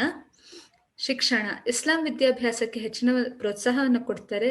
ಕುರಾನ್ ಪಠಣ ಶಿಕ್ಷಣದ ಒಂದು ಭಾಗವಾಗಿರುತ್ತೆ. ಕಲಬುರ್ಗಿ, ಬೀದರ್, ಎಲಿಚಪುರ ಮತ್ತು ದೌಲತಾಬಾದ್ ಇಲ್ಲೆಲ್ಲ ಇಸ್ಲಾಮಿ ವಿದ್ಯಾಕೇಂದ್ರಗಳು ಇರುತ್ತೆ. ಧಾರ್ಮಿಕ ಶಿಕ್ಷಣವನ್ನ ಮಸೀದಿ ಮತ್ತೆ ಮದ್ರಸಾಗಳಲ್ಲಿ ಕೊಡ್ತಾ ಇರ್ತಾರೆ. ಬಡವರಿಗೆ, ಅನಾಥರಿಗೆ ಮದ್ರಸಾದಲ್ಲಿ ಉಚಿತ ಊಟ ಮತ್ತೆ ವಸತಿ ವ್ಯವಸ್ಥೆ ಇರುತ್ತೆ. ವಿದ್ಯಾರ್ಥಿ ವೇತನವನ್ನ ಕೊಡ್ತಾ ಇರ್ತಾರೆ. ಶಾಲೆಗಳಲ್ಲಿ ಕುರಾನ್, ತರ್ಕಶಾಸ್ತ್ರ ಮತ್ತೆ ಸೂಫಿ ಪಂಥದ ತತ್ವಗಳನ್ನ ಬೋಧಿಸಲಾಗ್ತಾ ಇರುತ್ತೆ. ಸಾಹಿತ್ಯದ ಮಹಾಪೋಷಕರಾಗಿರ್ತಾರೆ. ಕವಿಗಳಿಗೆ, ವಿದ್ವಾಂಸರಿಗೆ, ಬರಹಗಾರರಿಗೆ ರಾಜಾಶ್ರಯವನ್ನ ಕೊಟ್ಟಿರ್ತಾರೆ. ಸುಲ್ತಾನರಾದಂತಹ ಫಿರೋಜ್ ಶಾ, ಎರಡನೇ ಮಹಮ್ಮದ್ ಶಾ ಮತ್ತೆ ಮಹಮ್ಮದ್ ಗವಾನ್ ಇವರೆಲ್ಲರೂ ಕೂಡ ಸ್ವತಃ ಬರಹಗಾರರು, ಮಂತ್ರಿ ಕವಿಗಳಾಗಿರ್ತಾರೆ. ಯಾವ್ಯಾವ ಭಾಷೆಯ ಬೆಳವಣಿಗೆ? ಪರ್ಷಿಯನ್, ಅರೇಬಿಕ್, ಉರ್ದು ಸಾಹಿತ್ಯ ಬೆಳವಣಿಗೆ ಆಗತ್ತೆ. ಬಂದೇ ನವಾಜ್ ಎಂಬಂತಹ ಒಬ್ಬ ಖ್ಯಾತ ಸೂಫಿ ಸಂತರು, ಗ್ರಂಥಕಾರರು ಇದೇ ಕಾಲದವರಾಗಿರ್ತಾರೆ. ದಖನಿ ಇದು ವಿದೇಶಿ ವಿದ್ವಾಂಸರು ಬಳಸಿದಂತಹ ಭಾಷೆ. ಇದರಿಂದಾನೇ ಉರ್ದು ಭಾಷೆ ಬೆಳವಣಿಗೆ ಆಯಿತು ಅಂತ ಹೇಳಲಾಗುತ್ತೆ. ಇವರ ವಾಸ್ತುಶಿಲ್ಪ, ದಖನಿ ಶೈಲಿಯ ವಾಸ್ತುಶಿಲ್ಪ. ಕಲಬುರ್ಗಿ, ಬೀದರ್ ಮತ್ತೆ ಇತರ ಸ್ಥಳಗಳಲ್ಲಿ ಅವರ ಕಟ್ಟಡಗಳು ಹಿಂದೂ ಮುಸ್ಲಿಂ ಶೈಲಿಯಲ್ಲಿರುತ್ತವೆ. ಮಹಮ್ಮದ್ ಶಾನ ರಚನೆ ಯಾವುದು? ಮೊದಲ ರಚನೆ ಅಂದ್ರೆ ಕಲಬುರ್ಗಿಯ ಜಾಮಿ ಮಸೀದಿ. ಈ ಜಾಮಿ ಮಸೀದಿ ಚಿಕ್ಕ ಚಿಕ್ಕ ಗುಮ್ಮಟಗಳಿಂದ ಕೂಡಿರುತ್ತೆ. ಸಭಾಂಗಣ ಆಕರ್ಷಕವಾಗಿರುತ್ತೆ. ಕಲಬುರ್ಗಿ ಬಳಿ ಸುಲ್ತಾನರ ಸಮಾಧಿಗಳಿದೆ. ಅದೆಲ್ಲದೂ ಕೂಡ ಬೃಹತ್ ಗಾತ್ರದ ಗುಮ್ಮಟಗಳುಳ್ಳ ರಚನೆಗಳು. ಬಂದೇ ನವಾಜರ ಸಮಾಧಿ ಕಲಬುರ್ಗಿಯ ಇನ್ನೊಂದು ಪ್ರಮುಖ ರಚನೆ ಆಗಿರುತ್ತೆ. ಬೀದರ್ನ ಸೋಲಾಂಖಾಬ್ ಮಸೀದಿ, ಕೋಟೆಯೊಳಗಿನ ಸುಂದರ ಅರಮನೆಗಳು ಪ್ರಸಿದ್ಧವಾಗಿವೆ. ಈ ಕಟ್ಟಡಗಳು ಅಲಂಕಾರ, ಕೆತ್ತನೆ, ಮರದ ಕುಸರಿ ಕೆಲಸಗಳನ್ನು ಹೊಂದಿವೆ. ಬೀದರ್ ಬಳಿಯ ಅಷ್ಟೂರಿನ 12 ಸಮಾಧಿಗಳು ಗಮನಾರ್ಹವಾಗಿವೆ. ಬಹಮನಿ ಕಾಲದ ಕಟ್ಟಡಗಳಲ್ಲಿ ಅತ್ಯಂತ ಪ್ರಮುಖ ರಚನೆ ಎಂದರೆ ಮಹಮ್ಮದ್ ಗವಾನನು ಕಟ್ಟಿಸಿದ ಮದರಸ. ಈ ಮದರಸ 242 ಅಡಿ ಉದ್ದ, 222 ಅಡಿ ಅಗಲ, 56 ಅಡಿ ಎತ್ತರ, 3 ಅಂತಸ್ತನ್ನ ಹೊಂದಿದೆ. 5 ಶತಮಾನಕ್ಕೂ ಹಿಂದಿನದು ಈ ಕಟ್ಟಡ. ಚಿತ್ರಗಳನ್ನ ನೋಡೋಣ. ಇದು ಬೀದರ್ನ ಕೋಟೆ. ಮೊದಲನೇದು ಬೀದರ್ನ ಕೋಟೆ, ಎರಡನೇದು ಗವಾನನ ಮದರಸ ಬೀದರಲ್ಲಿದೆ. ಕೆಳಗಡೆ 3ನೇದು ಜಾಮಿ ಮಸೀದಿ ಕಲಬುರ್ಗಿದು. 4ನೇದು ಬಂದೇ ನವಾಜರ ಸಮಾಧಿ ಕಲಬುರ್ಗಿಯಲ್ಲಿ. ಮುಂದೆ ಶಾಹಿ ಮನೆತನಗಳು. ಮಹಮ್ಮದ್ ಗವಾನ್ ನಂತರ ಬಹಮನಿ ರಾಜ್ಯ ಹೆಚ್ಚು ಕಾಲ ಉಳಿಯಲಿಲ್ಲ. 3ನೇ ಮಹಮ್ಮದ್ ನಂತರ ಬಂದಂತಹ ಸುಲ್ತಾನರು ಅಸಮರ್ಥರಾಗಿದ್ರು. ಈತನ ಉತ್ತರಾಧಿಕಾರಿಯಾದಂತಹ ಮಹಮ್ಮದ್ ಬಾಲಕನಾಗಿದ್ದ. ರಾಜ್ಯದಲ್ಲಿ ಐಕ್ಯತೆಯನ್ನು ಕಾಪಾಡೋದ್ರಲ್ಲಿ ವಿಫಲನಾಗ್ತಾನೆ. ಕೊನೆಯ ಸುಲ್ತಾನ ಖಾಲಿ ಮಲ್ಲಾ ಶಾ. ಇವನು ಮರಣದ ನಂತರ 5 ಶಾಹಿ ರಾಜ್ಯಗಳಾಗಿ ವಿಭಾಗ ಹೊಂದುತ್ತೆ. ಯಾವ್ದ್ಯಾವುದು? ವಿಜಯಪುರದ ಅಥವಾ ಬಿಜಾಪುರದ ಆದಿಲ್ ಶಾಹಿ, ಬೀದರ್ನ ಬರೀದ್ ಶಾಹಿ, ಗೋಲ್ಕೊಂಡದ ಕುತುಬ್ ಶಾಹಿ, ಅಹಮದ್ ನಗರದ ನಿಜಾಮ್ ಶಾಹಿ, ಬೀರಾರನ ಇಮಾದ್ ಶಾಹಿ. ನೆನ್ಪಿಟ್ಕೋಬೇಕು. ಯಾವ್ದ್ಯಾವುದು? ವಿಜಯಪುರದ ಆದಿಲ್ ಶಾಹಿ, ಬೀದರ್ನ ಬರೀದ್ ಶಾಹಿ, ಗೋಲ್ಕೊಂಡದ ಕುತುಬ್ ಶಾಹಿ, ಅಹಮದ್ ನಗರದ ನಿಜಾಮ್ ಶಾಹಿ, ಬೀರಾರಿನ ಇಮಾದ್ ಶಾಹಿ. ಮೊದಲನೇದಾಗಿ ವಿಜಯಪುರದ ಆದಿಲ್ ಶಾಹಿ. ಅದರ ಸುಲ್ತಾನರು ಮೊದಲೇ ನೋಡಿದ್ವಿ, ಅವರ ಕಾಲಗಳು. ಇದರ ಸ್ಥಾಪಕ ಯೂಸುಫ್ ಆದಿಲ್ ಖಾನ್. ಈತ ಯೂಸುಫ್ ಆದಿಲ್ ಖಾನ್ ಒಳ್ಳೆಯ ಆಡಳಿತಗಾರ, ಧರ್ಮ ಸಹಿಷ್ಣು ಆಗಿರ್ತಾನೆ. ಇವನ ನಂತರ 2ನೇ ಇಬ್ರಾಹಿಂ ಆದಿಲ್ ಶಾ ಅಧಿಕಾರಕ್ಕೆ ಬರ್ತಾನೆ. 2ನೇ ಇಬ್ರಾಹಿಂ ಆದಿಲ್ ಶಾನ ಬಗ್ಗೆ ಹೇಳ್ಬೇಕಂದ್ರೆ ಈತನ ಕಾಲ 1580 1626. ರಾಜ್ಯ ವಿಸ್ತಾರ ಮಾಡ್ತಾನೆ, ಸಮೃದ್ಧಿಯನ್ನ ಕಾಣಿಸ್ತಾನೆ. ಜಗದ್ಗುರು ಬಾದಾಶಾ ಎಂಬಂತಹ ಬಿರುದು ಇದೆ ಇವನ್ಗೆ. ಧರ್ಮ ಸಹಿಷ್ಣು, ಅನೇಕ ಹಿಂದೂ ವಿದ್ವಾಂಸರಿಗೆ, ಕವಿಗಳಿಗೆ, ಸಂಗೀತಗಾರರಿಗೆ ಆಶ್ರಯನ ನೀಡ್ತಾನೆ. ಅರಮನೆ ಕೋಟೆಯಲ್ಲಿರುವಂತಹ ದತ್ತ ದೇವಾಲಯಗಳನ್ನ ದುರಸ್ತಿ ಮಾಡಿಸಿ ಪೂಜೆಗೆ ಒಂದು ವ್ಯವಸ್ಥೆ ಮಾಡಿಕೊಡ್ತಾನೆ. ಉರ್ದು ಭಾಷೆಯಲ್ಲಿ ಕಿತಾಬ್ ಇ ನವರಸ್ ಅನ್ನೋಂತಹ ಒಂದು ಪುಸ್ತಕವನ್ನ ಬರೀತಾನೆ. ಸಂಗೀತವನ್ನ ಮುಸಲ್ಮಾನರಲ್ಲಿ ಜನಪ್ರಿಯಗೊಳಿಸ್ತಾನೆ. ಹಿಂದೂ ದೇವತೆಗಳು ಅಂದರೆ ಸರಸ್ವತಿ, ಗಣಪತಿ, ಭೈರವ ಇವರೆಲ್ಲರ ಸ್ತುತಿಯಿಂದನೇ ಈ ಗ್ರಂಥ ಆರಂಭವಾಗುತ್ತೆ. ಒಳ್ಳೆಯ ಸಂಗೀತಗಾರ, ಭವ್ಯ ವಾಸ್ತುಶಿಲ್ಪವಾದಂತಹ ಇಬ್ರಾಹಿಂ ರೋಜಾ ಇವನದೇ ರಚನೆ. ಈತನೇ ಇಬ್ರಾಹಿಂ ಆದಿಲ್ ಶಾ, ಎರಡನೇ ಇಬ್ರಾಹಿಂ ಆದಿಲ್ ಶಾ. ಇದು ಇಬ್ರಾಹಿಂ ರೋಜಾ, ವಿಜಯಪುರದಲ್ಲಿದೆ ಇಬ್ರಾಹಿಂ ರೋಜಾ. ಎರಡನೇ ಇಬ್ರಾಹಿಂ ಆದಿಲ್ ಶಾ ಕಟ್ಸೋದು ಯಾವುದು? ಇಬ್ರಾಹಿಂ ರೋಜಾ. ಎರಡನೇ ಮನೆತನ ಬೀದರ್ ಬರೀದ್ ಶಾಹಿ, 1489ರಿಂದ 1619 ಇವರ ಕಾಲ. ಬಹಮನಿ ರಾಜ್ಯ ಹರಿದು ಹಂಚಿ ಹೋದಾಗ ದಖನಿನ ಬೀದರ್ ಮತ್ತೆ ಅದರ ಸುತ್ತಮುತ್ತಲಿರುವಂತಹ ಪ್ರದೇಶವನ್ನು ಆಳ್ದಂಥವ್ರು ಬರೀದ್ ಶಾಹಿ ಮಂತಂದವರು. ಇದರ ಸ್ಥಾಪಕ ಖಾಸಿಂ ಬರೀದ್, ಈತನೇ ಖಾಸಿಂ ಬರೀದ್. ಇವನ ನಂತರ ಇಬ್ರಾಹಿಂ ಮತ್ತೆ ಅವನ ತಮ್ಮ ಖಾಸಿಮ್ರು ಆಳ್ವಿಕೆ ಮಾಡ್ತಾರೆ, ಬಹಳ ಅಸಮರ್ಥರು. ಇವರ ಸಮಯದಲ್ಲಿ ವಿಜಯಪುರದ ಇಬ್ರಾಹಿಂ ಆದಿಲ್ ಶಾ ಬಂದು ಬೀದರ್ನ ವಶಪಡಿಸ್ಕೊತಾನೆ. ಹೀಗೆ ಬೀದರ್ನ ಬರೀದ್ ಶಾಹಿ ಮತ್ತೆ ವಿಜಯಪುರದ ಆದಿಲ್ ಶಾಹಿ ಎರಡೂ ಕೂಡ ವಿಲೀನವಾಗುತ್ತೆ. ಗೋಲ್ಕೊಂಡದ ಕುತುಬ್ ಶಾಹಿ, ಇವರ ಕಾಲ ಸಾಮಾನ್ಯ ಶಕ 1512ರಿಂದ 1687. ಇದರ ಸ್ಥಾಪಕ ಕುಲಿ ಕುತುಬ್ ಶಾ. ಯಾವಾಗ ಸ್ಥಾಪಿಸ್ತಾನೆ? 1512ರಲ್ಲಿ. 1543ರಲ್ಲಿ ತನ್ನೊಬ್ಬನೇ ಮಗನಿಂದ ಕೊಲೆಯಾಗ್ತಾನೆ. ಗೋಲ್ಕೊಂಡದ ಕುತುಬ್ ಶಾಹಿಗಳ ಶ್ರೇಷ್ಠ ಸುಲ್ತಾನ ಇಬ್ರಾಹಿಂ ಹಿಂದೂ ಧರ್ಮದ ಬಗ್ಗೆ ಬಹಳ ಸಹಾನುಭೂತಿ ಹೊಂದಿರ್ತಾನೆ. ತನ್ನ ಆಸ್ಥಾನದಲ್ಲಿ ಹೆಚ್ಚಾಗಿ ಹಿಂದೂಗಳನ್ನೇ ಆಡಳಿತಾಧಿಕಾರಿಗಳಾಗಿ ಹೊಂದಿರ್ತಾನೆ. ರಾಜಧಾನಿಯಾದಂತಹ ಗೋಲ್ಕೊಂಡನ ಬಹಳ ಸುಂದರಗೊಳಿಸ್ತಾನೆ. 1589ರ ವೇಳೆಯಲ್ಲಿ ತನ್ನ ರಾಜಧಾನಿಯನ್ನ ಗೋಲ್ಕೊಂಡದಿಂದ ಹೈದರಾಬಾದ್ಗೆ ವರ್ಗಾಯಿಸ್ತಾನೆ. ಅವನ ನಂತರ ಇಬ್ರಾಹಿಂನ ನಂತರ ಬಂದಂತಹ ಅಬ್ದುಲ್ಲಾ ಕುತುಬ್ ಶಾ, ಅಬುಲ್ ಹಸನ್ ಇವರೆಲ್ಲರೂ ಕೂಡ ಅಸಮರ್ಥರಾದಂತಹ ಸುಲ್ತಾನರು. ಅವರ ನಂತರ ಗೋಲ್ಕೊಂಡ ಮೊಘಲರ ಪಾಲಿಗೆ ಸೇರ್ಕೊಂಡ್ಬಿಡುತ್ತೆ. ನಾಲ್ಕನೇ ಮನೆತನ ಅಹಮದ್ ನಗರದ ನಿಜಾಂ ಶಾಹಿ, ಸಾಮಾನ್ಯ ಶಕ 1490ರಿಂದ ಸಾಮಾನ್ಯ ಶಕ 1636 ಇವರ ಕಾಲ. ಇದರ ಸ್ಥಾಪಕ ಜುನಾರಿನ ಪ್ರಾಂತಾಧಿಕಾರಿಯಾದಂತಹ ನಿಜಾಂ ಶಾಹಿ ರಾಜವಂಶದ ಮಲ್ಲಿಕ್ ಅಹಮದ್. ಸಾಮಾನ್ಯ ಶಕ 1490ರಲ್ಲಿ ಇದನ್ನು ಸ್ಥಾಪಿಸ್ತಾನೆ. ದೌಲತಾಬಾದನ್ನ ತನ್ನ ಅಧೀನಕ್ಕೆ ತೆಗೆದುಕೊಂಡು ರಾಜ್ಯವನ್ನು ವಿಸ್ತರಿಸ್ತಾನೆ ಮಲ್ಲಿಕ್ ಅಹಮದ್. ಇವನ ನಂತರ ಬುರ್ಹಾನ, ಹುಸೇನ್ ನಿಜಾಂ ಶಾ, ಮುರ್ತುಜಾ ಇವರೆಲ್ಲರೂ ಕೂಡ ಹೆಸರಿಗೆ ಮಾತ್ರ ಸುಲ್ತಾನರಾಗ್ತಾರೆ. ಚಾಂದ್ ಬೀಬಿ ಮರಣ ಹೊಂದಿದ ನಂತರ ಅಹಮದ್ ನಗರದ ಪತನ ಆಗತ್ತೆ.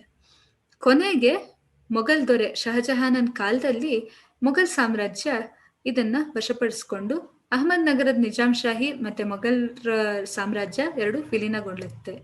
ಇಲ್ಲಿ ಚಿತ್ರದಲ್ಲಿ ಹುಸೇನ್ ನಿಜಾಂ ಶಾ ನೋಡ್ತಿದೀವಿ, ಇದು ಚಾಂದ್ ಬೀಬಿ. ಕೊನೆಯ ಮನೆತನ ಬೀರಾರ್ನ ಇಮಾದ್ ಶಾಹಿ, ಇವರ ಕಾಲ ಸಾಮಾನ್ಯ ಶಕ 1490ರಿಂದ 1580. ಬೀದರ್ನ ಉತ್ತರದಲ್ಲಿ ವಾರ್ದಾ, ತಪತಿ, ಪೆನ್ಗಂಗಾ, ವೈನ್ಗಂಗಾ ಈ ನದಿಗಳ ನಡುವಿನ ಪ್ರದೇಶವನ್ನು ಹೊಂದಿರುತ್ತೆ. ಇದರ ಸ್ಥಾಪಕ ಫತಾ ಉಲ್ಲಾ 1490ರಲ್ಲಿ ಸ್ಥಾಪಿಸ್ತಾನೆ. ಫತಾ ಉಲ್ಲಂಗೆ ಇದ್ದಂತಹ ಬಿರುದು ಇಮಾದುಲ್ ಮುಲ್ಕ್. ಇದರ ರಾಜಧಾನಿ ಎಲಿಚಪುರ. 1504ರಲ್ಲಿ ಫತಾ ಉಲ್ಲಾ ಮರಣ ಹೊಂದ್ತಾನೆ. ಅವನ ಮಗ ಅಲ್ಲಾವುದ್ದೀನ್ ಇಮಾದ್ ಶಾ ಅಧಿಕಾರಕ್ಕೆ ಬರ್ತಾನೆ, ಸಮರ್ಥನಾಗಿರೋದಿಲ್ಲ. ಅನಂತರ ಅವನ ಮಗ ದರಿಯಾ ಇಮಾದ್ ಶಾ ಅಧಿಕಾರಕ್ಕೆ ಬರ್ತಾನೆ, ಅವನು ಕೂಡ ಸಮರ್ಥನಾಗಿರೋದಿಲ್ಲ. ನೆರೆ ರಾಜ್ಯಗಳೊಂದಿಗೆ ಸದಾ ಕದನ ಮಾಡ್ತಾನೆ ಇರ್ತಾನೆ. ಅವನ ಮರಣ ನಂತರ ಅವನ ಮಗ ಬಾಲಕ ಬುರ್ಹಾನ್ ಶಾ ಅಧಿಕಾರಕ್ಕೆ ಬರ್ತಾನೆ. ಇವನ ಅಧಿಕಾರ ವಜೀರ ಆದಂತಹ ತುಷಾಲ್ ಖಾನ್ನ ಕೈಗೆ ಸೇರುತ್ತೆ. ಮುಂದೆ ಬಿರಾರ್ ರಾಜ್ಯ ವಿಜಯಪುರ ಆದಿಲ್ ಶಾಹಿಗಳ ಜೊತೆ ವಿಲೀನಗೊಳ್ಳುತ್ತೆ. ಈತನೇ ಫತಾ ಉಲ್ಲಾ. ಈಗ ಆದಿಲ್ ಶಾಹಿಗಳ ಕೊಡುಗೆಗಳು. ಮೊದಲನೇದಾಗಿ ಶಿಕ್ಷಣ. ಅವರು ಶಿಕ್ಷಣ ಪ್ರೇಮಿಗಳು, ಪೋಷಕರು ಆಗಿರ್ತಾರೆ. ಶಿಕ್ಷಣ ನೀತಿ ಇಸ್ಲಾಂ ಸಂಸ್ಕೃತಿಯನ್ನ ಬೆಳೆಸೋದಾಗಿರುತ್ತೆ. ಮುಕ್ತಂ ಅಥವಾ ಮಸೀದಿ, ಮದರಸ ಅಥವಾ ಕಾಲೇಜು ಶಿಕ್ಷಣದ ಕೇಂದ್ರಗಳು. ಜ್ಞಾನ, ಧರ್ಮ, ಕಾನೂನು, ಕಾವ್ಯ, ಅಲಂಕಾರ ಶಾಸ್ತ್ರಗಳನ್ನ ಬೋಧಿಸ್ತಾ ಇರ್ತಾರೆ. ಮುಂದಿಂದು ಸಾಹಿತ್ಯ. ಪರ್ಷಿಯನ್, ಅರೇಬಿಕ್, ಉರ್ದು ಭಾಷೆಗಳಲ್ಲಿ ಅನೇಕ ಕೃತಿಗಳು ರಚನೆ ಆಗ್ತವೆ. ಇಲ್ಲಿ ಮೊದಲನೇ ಇದರಲ್ಲಿ ಕಾಲಮಲ್ಲಿ ನೋಡೋದು ಭಾಷೆ, ಎರಡನೇದು ಕವಿಗಳ ಹೆಸರು, ಅವರ ಕೃತಿಗಳು. ಮುಂದಿನದು ಸಂಗೀತ. ಯೂಸುಫ್ ಆದಿಲ್ ಶಾ ಮತ್ತು ಎರಡನೇ ಇಬ್ರಾಹಿಂ ಆದಿಲ್ ಶಾ ಮಹಾನ್ ಸಂಗೀತ ವಿದ್ವಾಂಸರಾಗಿರ್ತಾರೆ. ಇಬ್ರಾಹಿಂ ಆದಿಲ್ ಶಾ ಬರೆದಿರುವಂತಹ ಕಿತಾಬ್ ಇ ನವರಸ್ ಕೃತಿ ಸಂಗೀತ ಕ್ಷೇತ್ರದ ಶ್ರೇಷ್ಠ ಕೃತಿ. ಈತ ಸಂಗೀತ ಶಾಲೆಯನ್ನೇ ಸ್ಥಾಪಿಸ್ತಾನೆ. ರಾಜವಂಶದ ಮತ್ತೆ ಶ್ರೀಮಂತ ವರ್ಗದ ಸ್ತ್ರೀಯರು ಸಂಗೀತದಲ್ಲಿ ಆಸಕ್ತರಾಗಿದ್ದರು. ಮುಂದೆ ವರ್ಣಚಿತ್ರಕಲೆ. ಎರಡನೇ ಇಬ್ರಾಹಿಂನು ಚಿತ್ರಕಲಾವಿದನು. ಈತನ ಆಸ್ಥಾನದಲ್ಲಿ ಅನೇಕ ಪರ್ಷಿಯನ್ ಕಲಾವಿದರನ್ನು ಒಳಗೊಂಡಿತ್ತು. ಇವರ ಅರಮನೆ, ಮಸೀದಿಗಳ ಗೋಡೆ, ಮೇಲ್ಛಾವಣಿಗಳ ಮೇಲೆ ಹೂ, ಗಿಡ, ಬಳ್ಳಿಗಳ ಮುಂತಾದ ನಿಸರ್ಗದ ಚಿತ್ರಗಳನ್ನು ಸುಂದರವಾಗಿ ಚಿತ್ರಿಸಲಾಗಿದೆ. ಈಗ ಕಲೆ ಮತ್ತು ವಾಸ್ತುಶಿಲ್ಪ. ಆದಿಲ್ ಶಾಹಿಗಳ ಕಲೆ ಮತ್ತು ವಾಸ್ತುಶಿಲ್ಪ. ಅವರು ಯಾವ್ದ್ಯಾವ್ದನ್ನ ನಿರ್ಮಾಣ ಮಾಡ್ತಾರೆ? ಕೋಟೆ, ಅರಮನೆ, ಮಸೀದಿ ಮತ್ತು ಸಮಾಧಿ. ಇಂಡೋ ಇಸ್ಲಾಮಿಕ್ ಶೈಲಿಯಲ್ಲಿ ಇವೆ. ಮೊದಲನೇದಾಗಿ ಕೋಟೆ. ವಿಜಯಪುರದ ಕೋಟೆ 96 ಕೊತ್ತಲ ಅಂದ್ರೆ 96 ಗುಮ್ಮಟಗಳನ್ನ ಹೊಂದಿದೆಯಂತೆ. ಚಿಕ್ಕದು ದೊಡ್ಡದು ಎಲ್ಲ ಸೇರಿಸಿ 96 ಗುಮ್ಮಟಗಳು, 6 ಮಹಾದ್ವಾರಗಳು, 6 ಕಡೆಯಿಂದ ಮಹಾದ್ವಾರಗಳು ಇವೆ. ಇದು ಈ ಚಿತ್ರದಲ್ಲಿ ನೋಡ್ತಾ ಇರುವಂತದ್ದು ವಿಜಯಪುರದ ಕೋಟೆ. ಎರಡನೇದಾಗಿ ಅರಮನೆಗಳು. ಅದರಲ್ಲಿ ಮೊದಲನೇದು ಗಗನ್ ಮಹಲ್. 1620ರಲ್ಲಿ ಇಬ್ರಾಹಿಂ ಆದಿಲ್ ಶಾ ಕಟ್ಟಿಸ್ತಾನೆ. ಇದು ಗಗನ್ ಮಹಲ್. 3 ಅಂತಸ್ತನ್ನ ಹೊಂದಿರಂತ ಗೋಪುರ ಇದೆ. ಹಿಂದ್ಗಡೆ ನೋಡ್ಬೋದು 3 ಅಂತಸ್ತಿರುವಂತಹ ಗೋಪುರ ಅದು. ಮೆಹತರ್ ಮಹಲ್ 3 ಅಂತಸ್ತಿರುವಂತಹ ಗೋಪುರ ಮತ್ತೆ ಎರಡನೇ ಇಬ್ರಾಹಿಂ ಆದಿಲ್ ಶಾನೇ ಕಟ್ಟಿಸ್ತಾನೆ. ಸೂಕ್ಷ್ಮವಾದ ಅಲಂಕಾರವನ್ನ ಹೊಂದಿದೆ. ಹತ್ರ ಹೋಗಿ ನೋಡಿದ್ರೆ ಗೊತ್ತಾಗುತ್ತೆ. ಇನ್ನು ಅಸರ್ ಮಹಲ್, ಇದು ವರ್ಣರಂಜಿತ ಚಿತ್ರಗಳನ್ನ ಹೊಂದಿದೆಯಂತೆ ಒಳಗಡೆ. ಅಸರ್ ಮಹಲ್. ಮುಂದಿನದು ಮಸೀದಿಗಳು. ಮೊದಲನೇದಾಗಿ ಜಾಮಿ ಮಸೀದಿ. ಅಲಿ ಆದಿಲ್ ಶಾನು ನಿರ್ಮಾಣ ಮಾಡಿದ್ದು ಭವ್ಯವಾದಂತಹ ಒಂದು ಪ್ರಾರ್ಥನಾ ಮಂದಿರ ಇದೆ. ಬಹಳ ಸರಳತೆ, ನೂತನ ಶೈಲಿಯನ್ನ ಹೊಂದಿದೆ. ಇದು ಜಾಮಿ ಮಸೀದಿ ಒಳಗಡೆ ಪ್ರಾಂಗಣ. ಇಬ್ರಾಹಿಂ ರೋಜಾ ಎರಡನೇ ಮಸೀದಿ. ವಿಜಯಪುರದಲ್ಲಿ ಎರಡನೇ ಇಬ್ರಾಹಿಂ ಆದಿಲ್ ಶಾ ತನ್ನ ಪತ್ನಿ ತಾಜ್ ಬೇಗಂಳ ನೆನಪಿಗಾಗಿ ನಿರ್ಮಿಸ್ತಾನೆ. ಇದರಲ್ಲಿ ಇಬ್ರಾಹಿಂ ಮತ್ತೆ ಅವನ ಕುಟುಂಬದವರ ಸಮಾಧಿ ಇದೆ. ಏಕೈಕ ರೋಜಾ ಇದು. ದಕ್ಷಿಣ ಭಾರತದ ತಾಜ್ ಮಹಲ್ ಅಂತಾನೆ ಪ್ರಸಿದ್ಧವಾಗಿದೆ. ಈ ಚಿತ್ರದಲ್ಲಿ ನೋಡ್ತಾ ಇರೋಂಥದ್ದು ಇಬ್ರಾಹಿಂ ರೋಜಾ. ಮುಂದಿನದು ಗೋಲಗುಮ್ಮಟ. ಇದರ ನಿರ್ಮಾಣ 1656ರಲ್ಲಿ. ರೋಜಾಕ್ಕೂ ಮೀರಿದಂತಹ ಕಟ್ಟಡ ಕಟ್ಟಿಸ್ಬೇಕು ಅಂತ ಮಹಮ್ಮದ್ ಇದ್ನ ವಿಜಯಪುರದಲ್ಲಿ ನಿರ್ಮಿಸ್ತಾನೆ. ಕೇಂದ್ರದಲ್ಲಿ ಒಂದು ದೊಡ್ಡ ಗುಮ್ಮಟ ಇದೆ. ಇದರ ಮಧ್ಯದಲ್ಲಿ ಒಂದು ಮೊಗಸಾಲೆ, ಅದನ್ನ ಪಿಸುಗುಟ್ಟುವ ಮೊಗಸಾಲೆ ಅಂತಾನೆ ಕರೀತಾರೆ. ಜಗತ್ತಿನಲ್ಲೇ ಅತಿ ದೊಡ್ಡ ಎರಡನೇ ಗುಮ್ಮಟ, ಭಾರತದಲ್ಲೇ ಅತಿ ದೊಡ್ಡ ಗುಮ್ಮಟ. ಇತರ ಪ್ರಮುಖ ಸ್ಮಾರಕಗಳು ಬಾರಾ ಕಮಾನ್, ಬಡೆ ಕಮಾನ್, ಆನಂದ್ ಮಹಲ್, ಉಪ್ಲಿ ಬುರುಜು, ತಾಜ್ ಬಾವಡಿ, ಚಾಂದ್ ಬಾವಡಿ ಮುಂತಾದವು. ಕಾಲಗಣನೆ. ಇದು ಈ ಪಾಠದಲ್ಲಿ ಬರುವಂತಹ ಎಲ್ಲ ಕಾಲಗಳು, ಡೇಟ್ಸ್. ಬಹಮನಿ ರಾಜ್ಯದ ಆಳ್ವಿಕೆಯ ಕಾಲ ಸಾಮಾನ್ಯ ಶಕ 1347ರಿಂದ ಸಾಮಾನ್ಯ ಶಕ 1527. ಬೀದರ್ನಲ್ಲಿ ಮದರಸಾ ಸ್ಥಾಪನೆ ಯಾವಾಗಾಯ್ತು? ಸಾಮಾನ್ಯ ಶಕ 1461. ಆದಿಲ್ ಶಾಹಿಗಳ ಆಳ್ವಿಕೆಯ ಕಾಲ 1489ರಿಂದ 1672. ಇಬ್ರಾಹಿಂ ರೋಜಾ ರಚನೆ 1626. ಗೋಲಗುಮ್ಮಟದ ರಚನೆ 1656. ಈಗ ಅಭ್ಯಾಸವನ್ನ ನೋಡೋಣ. ಬಹಳ ಸುಲಭವಾದ ಅಭ್ಯಾಸ ಕೊಟ್ಟಿದ್ದಾರೆ. ಮೊದಲನೇದು, ಖಾಲಿ ಬಿಟ್ಟ ಸ್ಥಳಗಳನ್ನು ಸೂಕ್ತ ಪದದಿಂದ ಭರ್ತಿ ಮಾಡಿ. ಇಲ್ಲಿ ಹಸಿರು ಬಣ್ಣದಲ್ಲಿರುವಂತದ್ದು ಖಾಲಿ ಬಿಟ್ಟ ಸ್ಥಳ. ಬಹಮನಿ ಸಾಮ್ರಾಜ್ಯವು ಡ್ಯಾಶ್ ರಲ್ಲಿ ಸ್ಥಾಪನೆಯಾಯಿತು. ಉತ್ತರ 1347. ಬಹಮನಿ ಸಾಮ್ರಾಜ್ಯವು 1347ರಲ್ಲಿ ಸ್ಥಾಪನೆಯಾಯಿತು. ಕಲಬುರಗಿ ಡ್ಯಾಶ್ ಸುಲ್ತಾನರ ರಾಜಧಾನಿಯಾಗಿತ್ತು. ಕಲಬುರಗಿ ಬಹಮನಿ ಸುಲ್ತಾನರ ರಾಜಧಾನಿಯಾಗಿತ್ತು. ಫಿರೋಜ್ ಶಾ ಸುಲ್ತಾನನು ಭೀಮಾ ನದಿಯ ದಂಡೆಯ ಮೇಲೆ ಡ್ಯಾಶ್ ನಗರವನ್ನು ನಿರ್ಮಿಸಿದನು. ಫಿರೋಜ್ ಶಾ ಸುಲ್ತಾನನು ಭೀಮಾ ನದಿಯ ದಂಡೆಯ ಮೇಲೆ ಫಿರೋಜಾಬಾದ್ ನಗರವನ್ನು ನಿರ್ಮಿಸಿದನು. ಮಹಮ್ಮದ್ ಗವಾನನು ಡ್ಯಾಶ್ ಅಲ್ಲಿ ಮದರಸವನ್ನು ಕಟ್ಟಿಸಿದನು. ಮಹಮ್ಮದ್ ಗವಾನನು ಬೀದರ್ ಅಲ್ಲಿ ಮದರಸವನ್ನು ಕಟ್ಟಿಸಿದನು. ಬರೀದ್ ಶಾಹಿ ಮನೆತನದ ಸ್ಥಾಪಕ ಡ್ಯಾಶ್. ಬರೀದ್ ಶಾಹಿ ಮನೆತನದ ಸ್ಥಾಪಕ ಖಾಸಿಂ ಬರೀದ್. ಗೋಲ್ಕೊಂಡದ ಕುತುಬ್ ಶಾಹಿ ರಾಜ್ಯದ ಸ್ಥಾಪಕ ಡ್ಯಾಶ್. ಗೋಲ್ಕೊಂಡದ ಕುತುಬ್ ಶಾಹಿ ರಾಜ್ಯದ ಸ್ಥಾಪಕ ಕುಲಿ ಕುತುಬ್ ಶಾ. ಇಮಾದ್ ಶಾಹಿ ಮನೆತನದ ಸ್ಥಾಪಕ ಡ್ಯಾಶ್. ಇಮಾದ್ ಶಾಹಿ ಮನೆತನದ ಸ್ಥಾಪಕ ಫತಾ ಉಲ್ಲಾ. ಮುಂದಿನದ್ದು, ಈ ಕೆಳಗಿನ ಪ್ರಶ್ನೆಗಳಿಗೆ ಒಂದು ವಾಕ್ಯದಲ್ಲಿ ಉತ್ತರಿಸಿ. ಬಹಮನಿ ಮನೆತನದ ಸ್ಥಾಪಕನು ಯಾರು? ಅಲ್ಲಾವುದ್ದೀನ್ ಹಸನ್ ಗಂಗು ಬಹಮನ್ ಶಾ ಬಹಮನಿ ಮನೆತನದ ಸ್ಥಾಪಕ. ಪೂರ್ತಿ ಬರಿಬೇಕು. ಬರೀ ಅವನ ಹೆಸರು ಮಾತ್ರ ಬರಿಬಾರ್ದು, ಪೂರ್ತಿ ವಾಕ್ಯದಲ್ಲಿ ಬರಿಬೇಕು, ಫುಲ್ ಸೆಂಟೆನ್ಸ್ ಇರಬೇಕು. ಮಹಮ್ಮದ್ ಗವಾನ್ ಯಾರು? ಪರ್ಷಿಯನ್ ಮೂಲದವನಾದ ಮಹಮ್ಮದ್ ಗವಾನನು 3ನೇ ಮಹಮ್ಮದ್ ಶಾನ ಮಂತ್ರಿಯಾಗಿ ಸೇವೆ ಸಲ್ಲಿಸಿದ್ದನು. ಇಷ್ಟು ಬರಿಬೇಕು. ಸೋಲಾಖಾಂಬ್ ಮಸೀದಿ ಎಲ್ಲಿದೆ? ಸೋಲಾಖಾಂಬ್ ಮಸೀದಿ ಬೀದರ್ನಲ್ಲಿದೆ. 4ನೇ ಪ್ರಶ್ನೆ, ಆದಿಲ್ ಶಾಹಿ ಸುಲ್ತಾನರಲ್ಲಿ ಗಣ್ಯನು ಯಾರು? 2ನೇ ಇಬ್ರಾಹಿಂ ಆದಿಲ್ ಶಾ ಆದಿಲ್ ಶಾಹಿ ಸುಲ್ತಾನರಲ್ಲಿ ಗಣ್ಯನು. ದಕ್ಷಿಣ ಭಾರತದ ತಾಜ್ ಮಹಲ್ ಎಂದು ಯಾವ ಸ್ಮಾರಕವನ್ನು ಕರೆಯುತ್ತಾರೆ?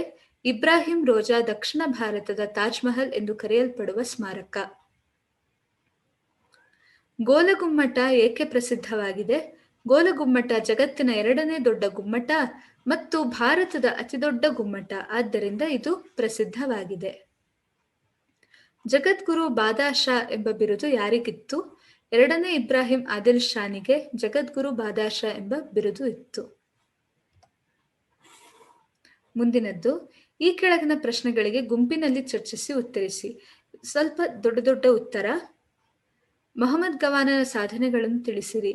ನಿಮ್ಮ ಪಠ್ಯಪುಸ್ತಕದಲ್ಲೇ ಇದೆ, ಇದು ನೋಡಿ ಬರ್ಕೊಳ್ಳಿ. 5 ಶಾಹಿ ಮನೆತನಗಳನ್ನು ಹೆಸರಿಸಿ.